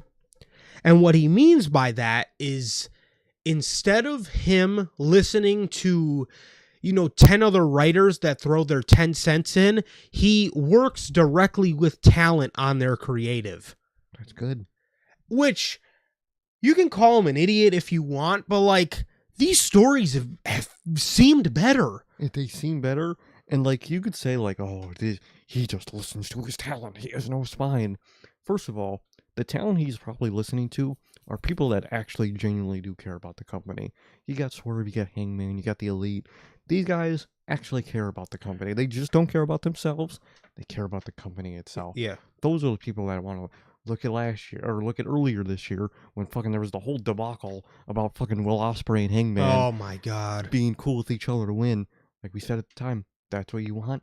And those are the people he's listening to. People who are willing to step up and do the work, but people who are also willing to step down when other people, it's their time. And look what you're getting here. Mm-hmm. You get Okada, who's like, yeah, I'm Okada, but this is John Moxley. This is shocking, and it's perfect, and we're going to do that, and look at that. Instead of listening to just writers, you listen to the wrestlers, and AEW already has creative freedom with the wrestlers, so Tony Khan working with that, it's less chaotic and more fluid, and you could just tell by the last few booking decisions he's been making these last pay-per-views, it's so much more fluid in decisions. I like that. Yeah, he was talking. I want to say it was either an interview or it was the media scrum or the press conference call for the press call for World's End. And he spoke about the new creative process that he does go through. Is he'll give his ideas and then whatever it's regarding to in terms of like stories, he will go to the talent involved and see where they want to go with the stories rather than getting 10, 20 guys in a room and they're all putting their 2 cents in on what people think they should be doing, because he mentioned he felt AEW got a little too collaborative to where there was too many voices and too many inputs. I mean, watch Unreal. Look how much that is an actual. You got all these dumb motherfuckers in the room talking about, I think Jey Uso, I think this, I think that, I think you're morons. It's one of those things where it's like, and you're talking, and it's not like he's just going up to random people and like, hey, what do you think about this Moxley match? What do you think we should do? It's the people who already knows this is my world title match. I'm going to get the opinions of the people I know are going to be in this world title match of what they should think, what they think I should do. I have a plan, but I want their input on what I want to do. That's what you do. And look, you look at Unreal, you look at how CM Punk booked the end of the Elimination Chamber match. Wrestlers know what the fuck they're doing when they're smart and when they're intelligent. CM Punk, the booking at the end of that Elimination Chamber match was fucking perfect, and it was fucking CM Punk that booked it. He booked the shit. Come on. This is why that system works, because WWE Unreal literally showed you that system works. Come on, people. I was just going to mention the same thing, too. You look at Unreal, and you got a room of fucking 10 morons who, aside from Ed Koskey and fucking Ryan Ward, none of them know a fucking thing about fucking God knows what. They're all sitting there. Triple H said, "What do you guys think?" What do you, motherfucker? You're the head guy in charge. What do you mean? What do you guys think? Tell me what do you think, Paul? Do you have a spine, Paul? He doesn't have a spine. And the worst part, you think a big team like that, the reason you got a big team is to spread out work. Yes, but they didn't. They were in that room asking, "Okay, who do we think wins the Rumble?" It's not the way that team. If you have a team that big, you have guys dedicated to tag team, guys dedicated to singles women, guys dedicated to non-title men and women stuff, whatever you want to do. And then you have them all together. And you say, here's what we have planned. If you guys want to put your input, you can, but this is what we have planned for the tag team. And then you do the same thing for the women. Mid-card men, mid-card women, non-title. It's that's how you do a collaborative effort with a team. You don't have a team just all, okay, what do we do? I don't know. That's your job. Bring me together what to do. Everyone plans something, and you don't do that, and you end up with 2025 WWE. But Tony Khan, he's got the right mentality right now, and he's doing the right thing, man. Look at that. Look at fucking that. What happened? Yeah. What happened? And again, speaking of the no spines in WWE, they're all sitting there like, what are we gonna do for the Royal Rumble? The whole fucking room said CM Punk. Ed Koskey's the only one that said John Cena. Fucking, and then they give the reins to Deuce Pritchard on fucking Zoom, and this idiot's like, let's go Jey Uso. Not one motherfucker went, whoa, hold on. Like, you mean to tell me everybody in that room that said CM Punk, not one of them said, why would we do that?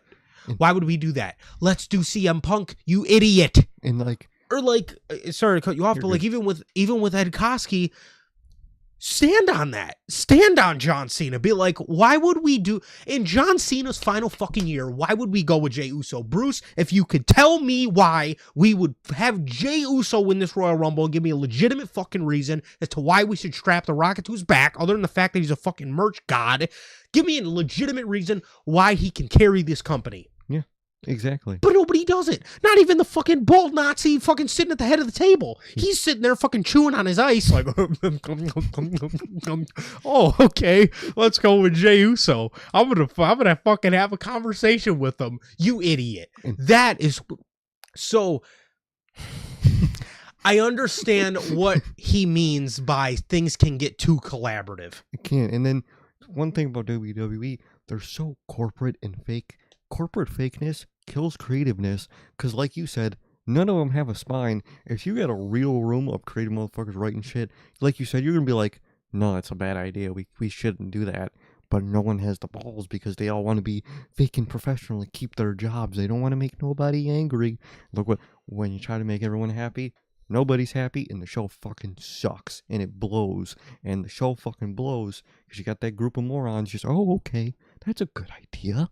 No, that's a bad idea, bro. This is John Cena's last year, and this is CM Punk we're talking about. It's those two or the fucking highway. Boo-hoo. Boo fucking hoo, and you got it. I love that phrase. I love the phrase boo-hoo, because you gotta tell motherfuckers boo-hoo sometimes. You got to. And you got that spineless, bald moron who can't do that shit. Yeah. The fuck. This fucking guy right here. This fucking guy. What are you doing? What are you doing, Paul? Looky, what are you smiling about? He's probably got his ice in that cup that he was fucking chewing on when they were talking about the Royal Rumble anyway. Look at him. You fucking ice chewer moron, dude. No wonder your hair's fucking gone. What are you doing? Gone. Gone. You ain't got none, man. I'm surprised you still got a beard. But surprised. Fucking spineless, dude. And that's what happens when you have a group of spineless corporate dorks that just want to keep their job.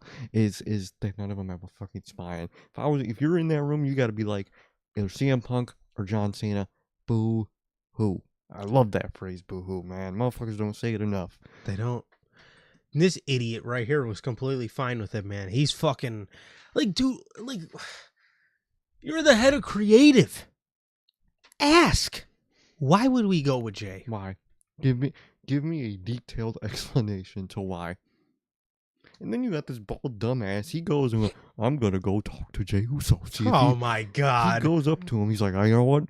I'm gonna ask Jey Uso if he could really take this, because he literally said he gets gassed a lot. But I'm gonna go ask if he's not gonna get gas in the main event scene. He goes up to him, doesn't ask if he's gonna get gas, just asks, I want to strap the rocket to your ass, and I want to know, can you take the pressure? Who wouldn't say in that moment? Who the fuck is gonna sit there and say, "Nah, I can't do it, Oos. I'm a fold, bro. I'm a bitch. I'm not gonna be able to do that shit." Who would say? Of course they're gonna say yes. And dude didn't deliver. But then you go back to the group. He said he's not gonna get gassed as a singles guy. No, he did. Any of that? You asked him if he wanted to win the world, if he wanted to win the fucking Rumble. What do you think he's gonna say? You bald moron.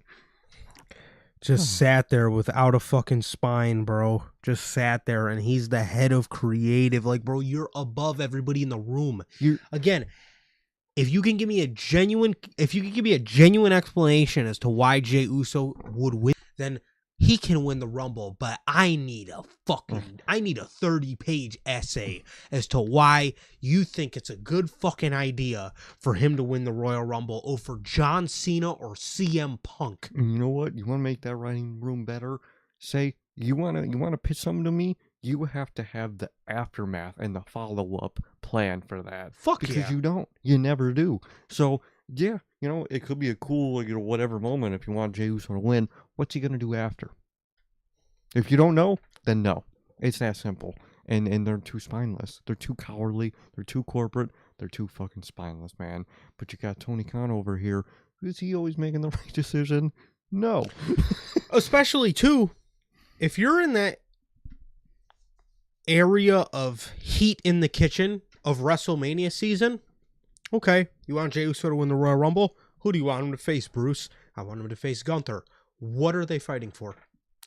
What's the story? What's going to be the story going into WrestleMania with Jey Uso and Gunther? And again, you can sit here and call us as fans armchair bookers all you want, but it makes more sense than what we got, because going into it, they had no fucking idea.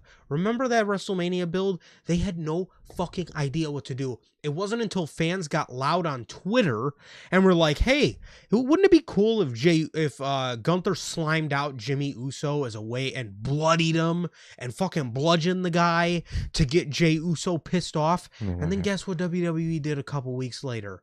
So who's really the armchair bookers? Because oddly enough, it seems like they are. I was going to say, as the people who say, you don't listen to the internet and they don't know what they want, you go off of them half the time because you don't know what you're doing half the time. Yes. We give you ideas. We give our theories on what to happen. You don't know what the fuck you're doing, but you're like, oh, these fucking morons, I'm going to do that. And then I'm going to say they had no fucking clue what they were talking about. They had no clue what was coming. I took it from Twitter, but I'm going to tell them they don't know what the fuck they're doing.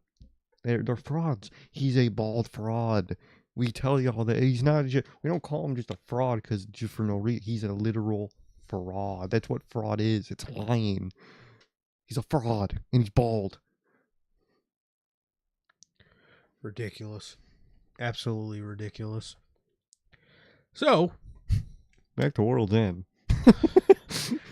I get what Tony Khan means about things being too collaborative because, like to Sergey's point, just watch WWE. And well, now you don't, because we fucking done explained all the scenarios to you guys. Now you guys get what we mean. But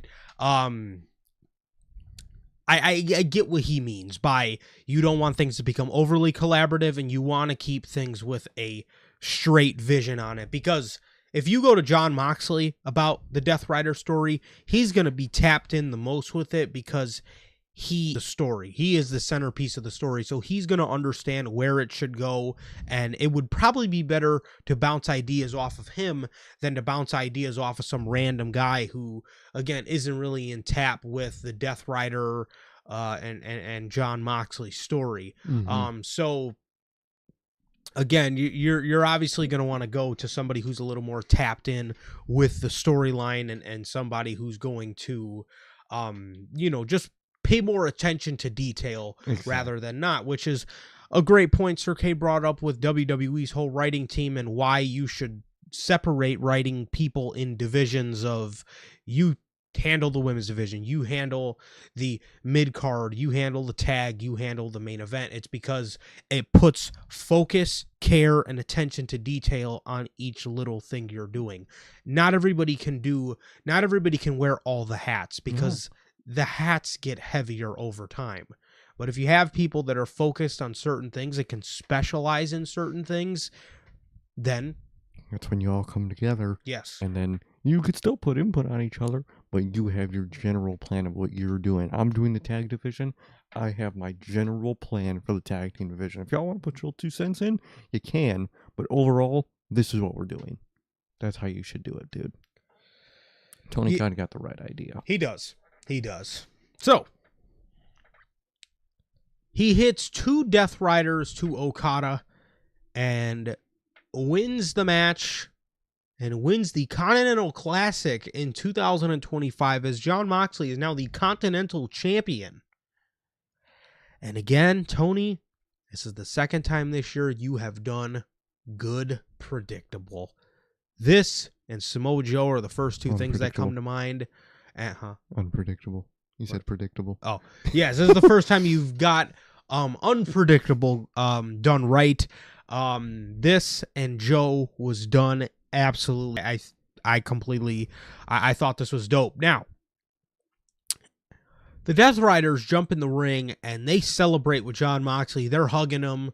Everything's just great for Mox as he's celebrating with the Continental Championship. I forgot to mention, too, in the Fletcher match, he chipped his tooth. Oh. And oh my God. That looked bad. Exactly. Dude, it looked brutal. He literally fell on the steel steps during the fucking Fletcher match. And, just chipped his tooth right there. It sucks, dude. Ooh. It's brutal. Teeth hurt, dude. They do. So, the Death Riders, like I said, they're out there celebrating with Jon Moxley, and then Moxley starts cutting this babyface promo.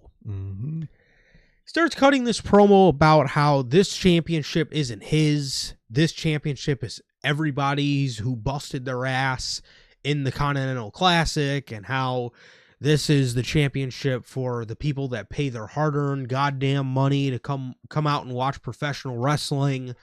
He talked about how, this championship is for the people that show up to work every fucking day.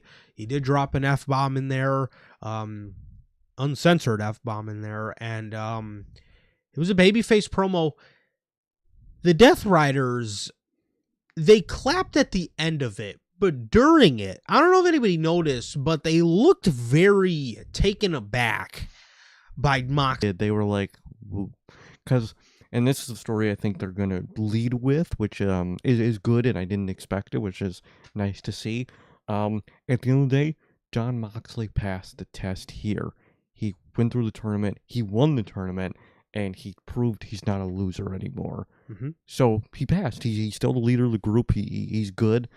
But now Moxley has a whole different mentality than he did earlier this year. He's more noble. He's more original, like BCC, respect and noble Jon Moxley.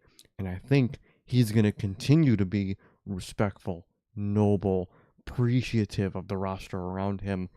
I don't think the rest of the group is. And I think slowly it's going to catch on of, the fuck are you doing, dude? Why are you shaking these people's hands? Why are you probably going to be helping them up after their match and shit like that? And I think it's going to be a story of him being too noble, and he did pass the test, but he's too noble at the end of the day. His mentality's too different, and I think over time they're not going to like that. And I think that's what's going to lead to the eventual slime out. I think he passed the test here. He didn't lose, so he passed the test. But I think over time, and I think this was the first hint of it, this ain't the same Jon Moxley that led the group earlier this year, and I don't think they're going to like that over time. And I like that the possible story they could tell with that. I actually really like that. Okay. Because even when they were like doing that clap at the end, that was like one of those like, okay clap at the end where it's like, oh, okay, I'm a clap. They were shocked. They were excited because he won, but I think over time they're gonna like him less and less for being noble. He's probably gonna end up trying to go out of his way to do something good for somebody. Maybe he's gonna run out there to help somebody, and it's gonna get maybe some of the Death Riders beat up than they were trying to, and I think they're slowly gonna get pissed off with him with that, and I like that story. Yeah, so he cuts this babyface promo here, and Danielson pointed out on commentary that Jon Moxley terrorized this place this whole year, and all he set out to do was to make AEW better. And Brian asked the question, after a promo like that, does it seem Jon Moxley found what he was looking for in the Continental Classic this year? Did he find that fire from the roster that he was looking for earlier in the year? I agree with you. I think it's going to be the same way. I think Jon Moxley is going to be more of a noble, respectable leader, and I don't think the rest of the group is seeing it that way. No, I think they're still in the mentality of like, we gotta teach these motherfuckers. yes. Mm-hmm. I think they're still in that mentality of ruling with the iron fist, and I think Moxley is maybe ready to get out of that. I think he's ready to get out of that, and I think he can see by doing old Jon Moxley things like stepping up when it matters the most and taking the ball and shooting the last shot, knowing you're the leader. I think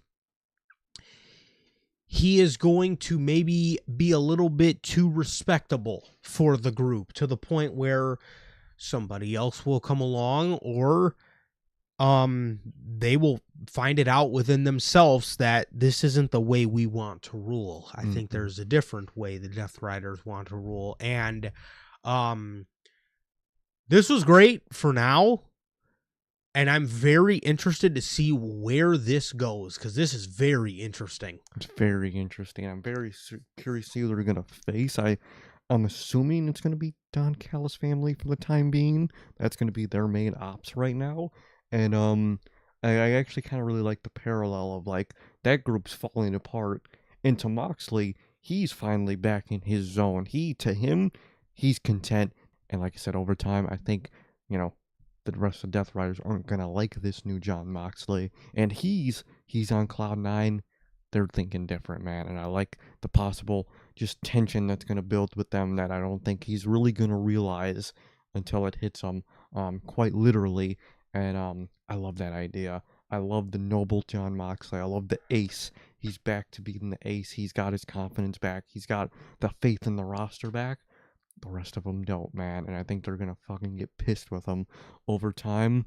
And this part is me completely fantasy booking here, but Jay White fits the bill for the replacement leader for a bloodthirsty cutthroat Death Riders. He fits the bill. I don't know if that's what they're gonna do. That's what I would do. That's just me fantasy booking. Maybe they are just gonna go with the Claudio leader thing. But either way, very excited for the journey they're going to take the Death Riders on. I was going to say, too, if you wanted to have Jay White do that, Jay White has all the validity to come back and be like, what the fuck happened to you? Mm-hmm. And then look at the rest of the group and be like, you guys listen to this now? Mm-hmm. And slowly turn the rest of the group. And, Jay White could be like, look at this place. This place hasn't changed like he's saying it, or this place hasn't, these guys, all these guys are still soft. You know what I mean? This roster's still soft. This roster needs to be better. Like, and Jay White is a good candidate to question Jon Moxley's leadership upon coming back. Just based off that, just based off the fact of like, before I got hurt, you were ruling with an iron fist, and now this is you. You're all noble and respectful and all this, and this ain't this group. He found his groove. The roster didn't. So what are you talking about, man? Yeah. And I like that element a lot, and he just fits that slot perfectly, man. He really does. He does. And I think that would be great. The Death Riders, they walked off as John Moxley won. They played these Titantrons for him, and it was that Death Rider Court of Owls owl, but it was like red and it was like posterized. And then his Trons had like a hit list of all the people he's beaten with X's over their face. That is so tough, dude. That is so fucking tough. I mean, come on, AEW shop needs to get on it because y'all have some of the best merch you could come out with in a minute, And y'all don't. I need that Death Rider hoodie that they wear, and I love that it's the logo, and then above it, it just says family. That's dope as fuck, dude. Yeah. I want all the Death Rider merch to be released, and they release just white bullshit. They got us putting some bullshit on, bro. They really do, but them Trons went hard, and they won tonight. They're on top. Moxley's on top of the world, and I don't think the Death Riders realize what is ahead of them, man. And I'm excited for the journey, man. I'm very pumped. What was also ridiculously hard, John Moxley hands the belt to Garcia, and Garcia starts holding it up and pointing at John Moxley. And then as they're leaving through the crowd, Marina Shafir is holding the belt up as they're all walking out. That was so tough. It makes me say to myself, I wish they did that with the AEW title instead of keeping it in a fucking briefcase, because that visual was hard as hell. Literally, like the whole, kind of like boxing MMA style that like Moxley keeps around him, and that's really what it felt like. Is like his crew walking out with the title, and Marina Shafir literally holding it up for him, just walking away. That was so dope, dude. That's a dope ass visual. Oh, that was so sick. I'm sitting there watching this like, man. And the new Moxley, he didn't put this title in a briefcase because to him, like he said in his promo, the title is the rosters because they earned the right to see the title this time, unlike his world title reign. And that's the difference of the character of Moxley, and I love it. And I love his change in character because he handed it to his group to hold up. Because he wants this to feel like it's theirs. He even said it in the promo too, this is my team's. And they're still going to slime him out, and it's going to be fucking great. And he wants them, this Iron Fist ruler John Moxley wants them to feel as well like this championship is his. He's always wanted the best for his group. He let Marina Shafir carry around his AEW World Championship. He's always wanted the best for his group. He's always let them hold his championships and all that type of stuff. Always wanted the best for him. So even in his heel ways, he always wanted the best for his group. So for him to even for them to slime him out is going to make it even better. It's really going to make it even better. And I really, really cannot wait to see how all this plays out. And I don't know how people are feeling about this, man, but man, I think they fucking did that. I expected the Death Rider turn tonight, but I'm completely okay with what they did. I also don't know if they held off on it because Pac wasn't here. But whatever they did tonight, man, gets a thumbs up for me. Again, even in the Death Rider's turn not happening tonight, you still got me interested. I'm still interested. I'm not in the state where I'm sitting here like, oh my God, like fucking that group is still alive. You should have ended it. Yeah, it's obviously hasn't reached Judgment Day levels or anything like that. It's to the level where the group didn't break up, and I'm still interested. You still got me hooked. Exactly. You got a new evolution, a new path of the story has been unlocked, and I'm very excited to see its continuation, man. I'm very pumped. I'm pumped we'll still be getting this. I want to see what it looks like with a title that you can see. Oh yeah, it's gotta be tough, dude. And I love it, man. I love the story they're gonna take us on. I'm very excited. 100%. In hindsight, they're making me wish that John Moxley wouldn't have lost that championship at all in Texas. Yeah, like having that evolution while he was world champ would have been really fucking dope. But I actually do like how you have not just the Death Rider scene, you have the Death Riders, and then you have the world title scene. It's not just choked down by one thing. And I think, although we want it right now, I think if he was world champion, we would like it less right now, if that makes sense. So, not saying I still wanted him to be world champion. What I meant to say by that, I should have clarified a little bit more. In the moment, I don't think people appreciated the level of final boss that he was. He truly was a final boss, man. He really, which, you know, the Joe win was great, and, you know, having happened in the main event here was great, but you really don't have your final boss right now anymore. And I think you need to find that. I think they do. Man. I think if you want someone in that world title scene to do it, when he comes back, Bobby Lashley's perfect for that, dude. Yeah. He's fucking perfect for that, man. He is. Him or, you know, Jay White leading the Death Riders. Come on, man. Come on. Even though next year, I think later next year, it's going to be really focused on Will Ospreay and Kyle Fletcher, which I am excited for. Me too. So, we got the main event of the evening. Fatal 4-Way. The Fatal 4-Way match, Swerve Strickland, Samoa Joe, Hangman Adam Page, and Maxwell Jacob Friedman, MJF. This one was pretty good. This one was a pretty good main event, man. Swerve came out in this Green Lantern attire that was so dope. Very sick. I'm very... That new theme song is growing on me fast, I will say. I love the entrance gear. And Nana, dude, that man is fucking hilarious. Swerve's seriousness mixed with Nana just fucking busting it down next to him. That shit kills me every time. I seriously don't know how Swerve does not laugh. Dude, how do you not look over and just laugh? You just see him. Just like, come on, bro. You just see the silhouette of him just busting like, it how down. do you not look over and at least smile? Yeah. So all these guys were trading offense, man, and fucking Excalibur's like, all four competitors, they're battling for versatility.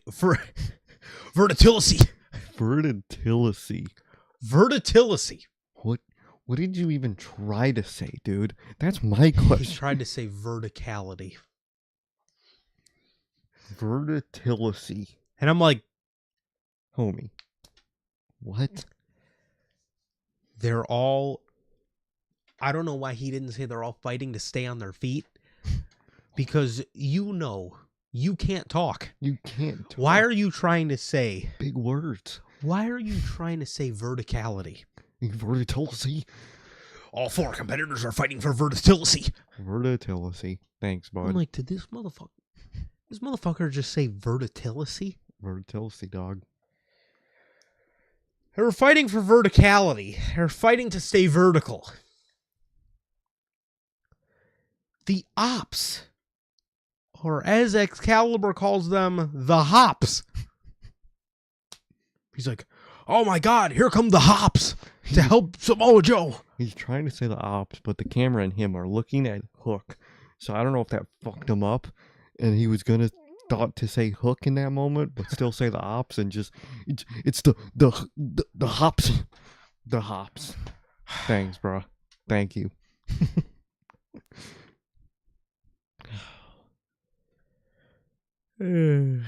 Well, we get a muscle buster from Samoa Joe to, I believe, Adam Hangman Page for a near fall. He then puts Hangman in the Coquina Clutch. The Coquina Clutch. Dude, it's the fucking Coquina Clutch. For months, he's been calling this move the Coquina Clutch. It doesn't have an A. It has an O. It's not Coquina. It's Coquina. Dude. The Coquina Clutch. I mean, to be fair, Michael Cole does still call Joe Henry, even after all this time. That ass just calls that man Henry. No one corrects him. No. Nobody. Henry. Joe Henry. Do you want to just rename him? Dude. I mean, you might as well at this point just rename him Joe Henry. Because Michael Cole dead ass will still stand 10 toes down that this dude's name is Joe Henry. Joe Henry. Henry. And Henry. Henry. Nice. Nice, Cole. Fucking nice. So, we got a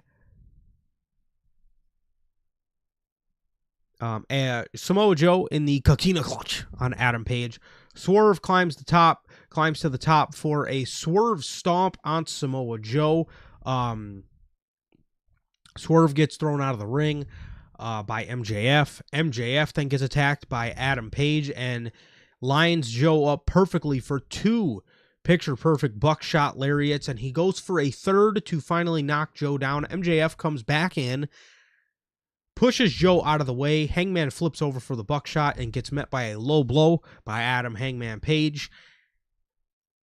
He throws Hangman out of the ring after the low blow and runs over to Samoa Joe, hits him with a quick heat seeker, and pins Samoa Joe to regain the AEW World Heavyweight Championship. So for the second time before 30 years old, MJF is a 2-time All Elite Wrestling World Heavyweight Champion. That's dope. He's got pretty platinum back. He's got his Burberry belt. God, he better bring that shit back. He's got the big Burberry belt back. He needs to fight. He got Triple B back. And I'm happy, man. I like Joe. I like his win. I like his little reign. And I like this one here, man. Not every reign has to be this super long ass reign. Even though I think this one might be longer than the previous one, and I think this one might end with Will Ospreay. I don't think it'll be longer than the 400-day one, just because I feel like he will drop it by summer. I'm not saying that. I'm saying the last 2 reigns. Okay, gotcha. Okay. I thought you meant his first reign. My bad. No, I'm not. No, God, no, not that. He's not having. For sure. Because wasn't Hangman only like 130? He was only something like that. Joe's fucking what? Fucking 60 something days. It's gotta be like 60 something days. I think he's gonna hold it for around a little over a quarter of the year. Whenever Will Ospreay comes back, and I think Will is gonna be the one to beat him. That I'm very excited for. But I liked it. I like this match. I like the dynamic. I like the accolade onto MJF, and I like how so far the only one in this group that isn't as 2-time is Swerve, and I'm sure he's gonna get it eventually. And I like that they have their guys. They're committed to their guys, and they still feel fresh. I like that. And I'm glad MJF is world champion again, dude. I'm very glad. That opens a lot of opportunities for you. You have a heel world champ again. Tony Khan does overall do best when his world champ is heel. So I think that's going to be a lot easier for Tony Khan to book. And he's got a whole lot of enemies, man. He's not short of the enemies he has that he made in this match and that he's going to have pretty in a few months, man. I like this. He's got Triple B back. And I like MJF, man. So I'm happy.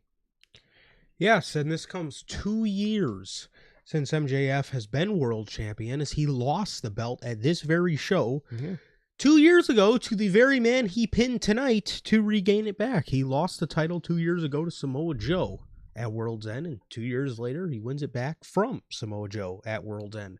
So pretty poetic there. MJF tweeted this out a couple days ago. He says, at World's End, I join a list of only 9 men to be world champion twice before 30. Luthez, Rico Dozan, Shinsuke Nakamura, Kazuchika Okada, Yokozuna, The Rock, Brock Lesnar, Randy Orton, and the never seen 17, John Cena. Well, that first part wasn't in the tweet, but John Cena and MJF is now a part of that list. That's good, dude. That's good. I hope these MJF stocks go back up, and I think it's time for Tony Khan to invest. Fucking, they've been low for too fucking long. It's just been low. So, assuming what happened here, I'm assuming he is going to carry this into feuds over the first half of the year with Swerve and Hangman. I'm assuming those are going to be what we do in the beginning part of the year. And then I don't know if he's going to carry it to All In, but by the time we get to All In, whether he's champion or not, I feel like the winner of, or whoever is the world heavyweight champion, will face the winner of the Owen, obviously at All In, which I think is going to be Will Ospreay. I mean, they're going back to London, so I feel like this year in London they will finally crown Will Ospreay as the AEW heavyweight champion. I think so. And I'm very excited. And I'm very excited to see whatever Tony Khan has so far. He's shocked me, and he's pulled out some stuff I didn't think would happen. He's earning trust. He's earning trust, and I'm starting to trust him, and I have overall genuine interest in the world title scene going into 2026, and I'm excited to see what MJF does. I'm excited to see what all these guys do. I'm sure at some point Swerve and Hangman are going to be simultaneously pulled out of the world title scene to do a tag team scene with whatever their opposition is going to be at the time. So I am very excited for their tag run in 2026 that I expect, and I'm excited. I'm excited going into 2026. Obviously, get into more detail on Tuesday, man. But I like what they did tonight, and I like what tonight sets up for 2026 for many of their things going on.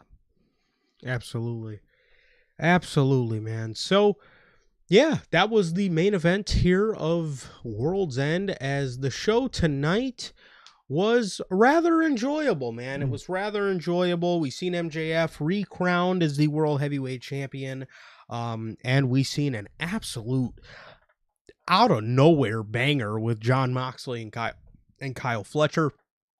Excuse me. And then we seen Jon Moxley shockingly take the Continental Classic this year, man. So Ace is back. Jon Moxley, yeah. The ace Jon Moxley is back, man. So I'm very interested to see where the whole Death Rider story goes here. And I thought AEW ended 2025 off. And overall, what was a year where I predicted a lot of bad for AEW, ended up starting off rocky, but they ended it on the right note, man. So I got to give them props going into next year and hope that they can just keep riding the wave of momentum into 2026 and keep it up.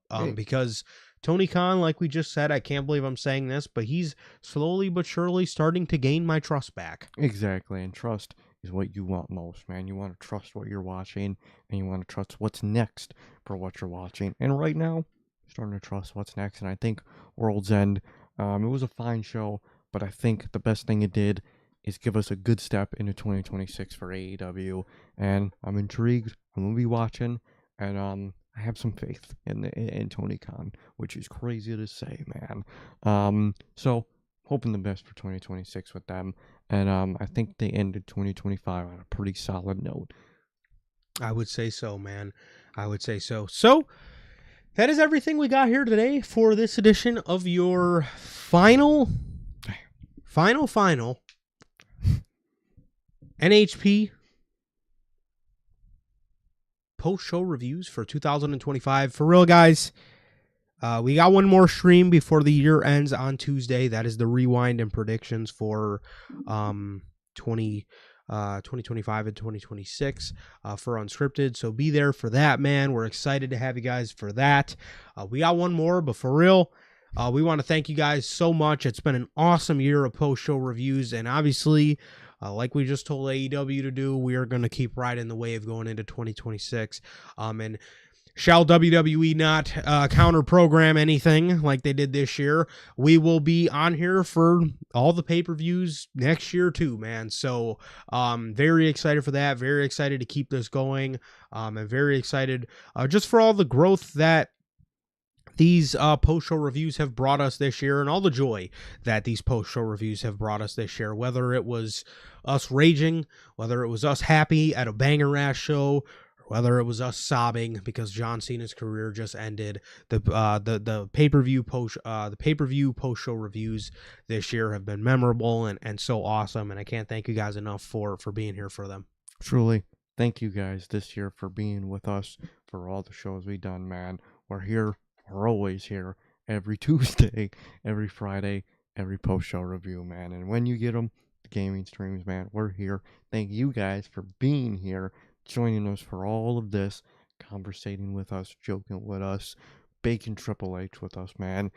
More and more to that for 2026 to come. I'm excited for the content. I'm excited for you guys engaging with us, man. And I'm pumped going into 2026. Thank you for 2025, and thank you for going into 2026 with us, man. I'm excited. Absolutely.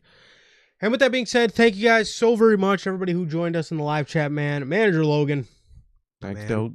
We get it. Appreciate you, brother. It is an AEW. Late. I know it's an AEW pay-per-view, so I usually do expect less in the comments for an AEW pay-per-view because it's fucking 2:30 in the morning. But thank you, Logan. Thank you, Manager Logan. Thank you, anybody watching the replay. Thank you, guys. Absolutely. Thank you, guys. As always, it has been a pleasure for the post-show reviews this year.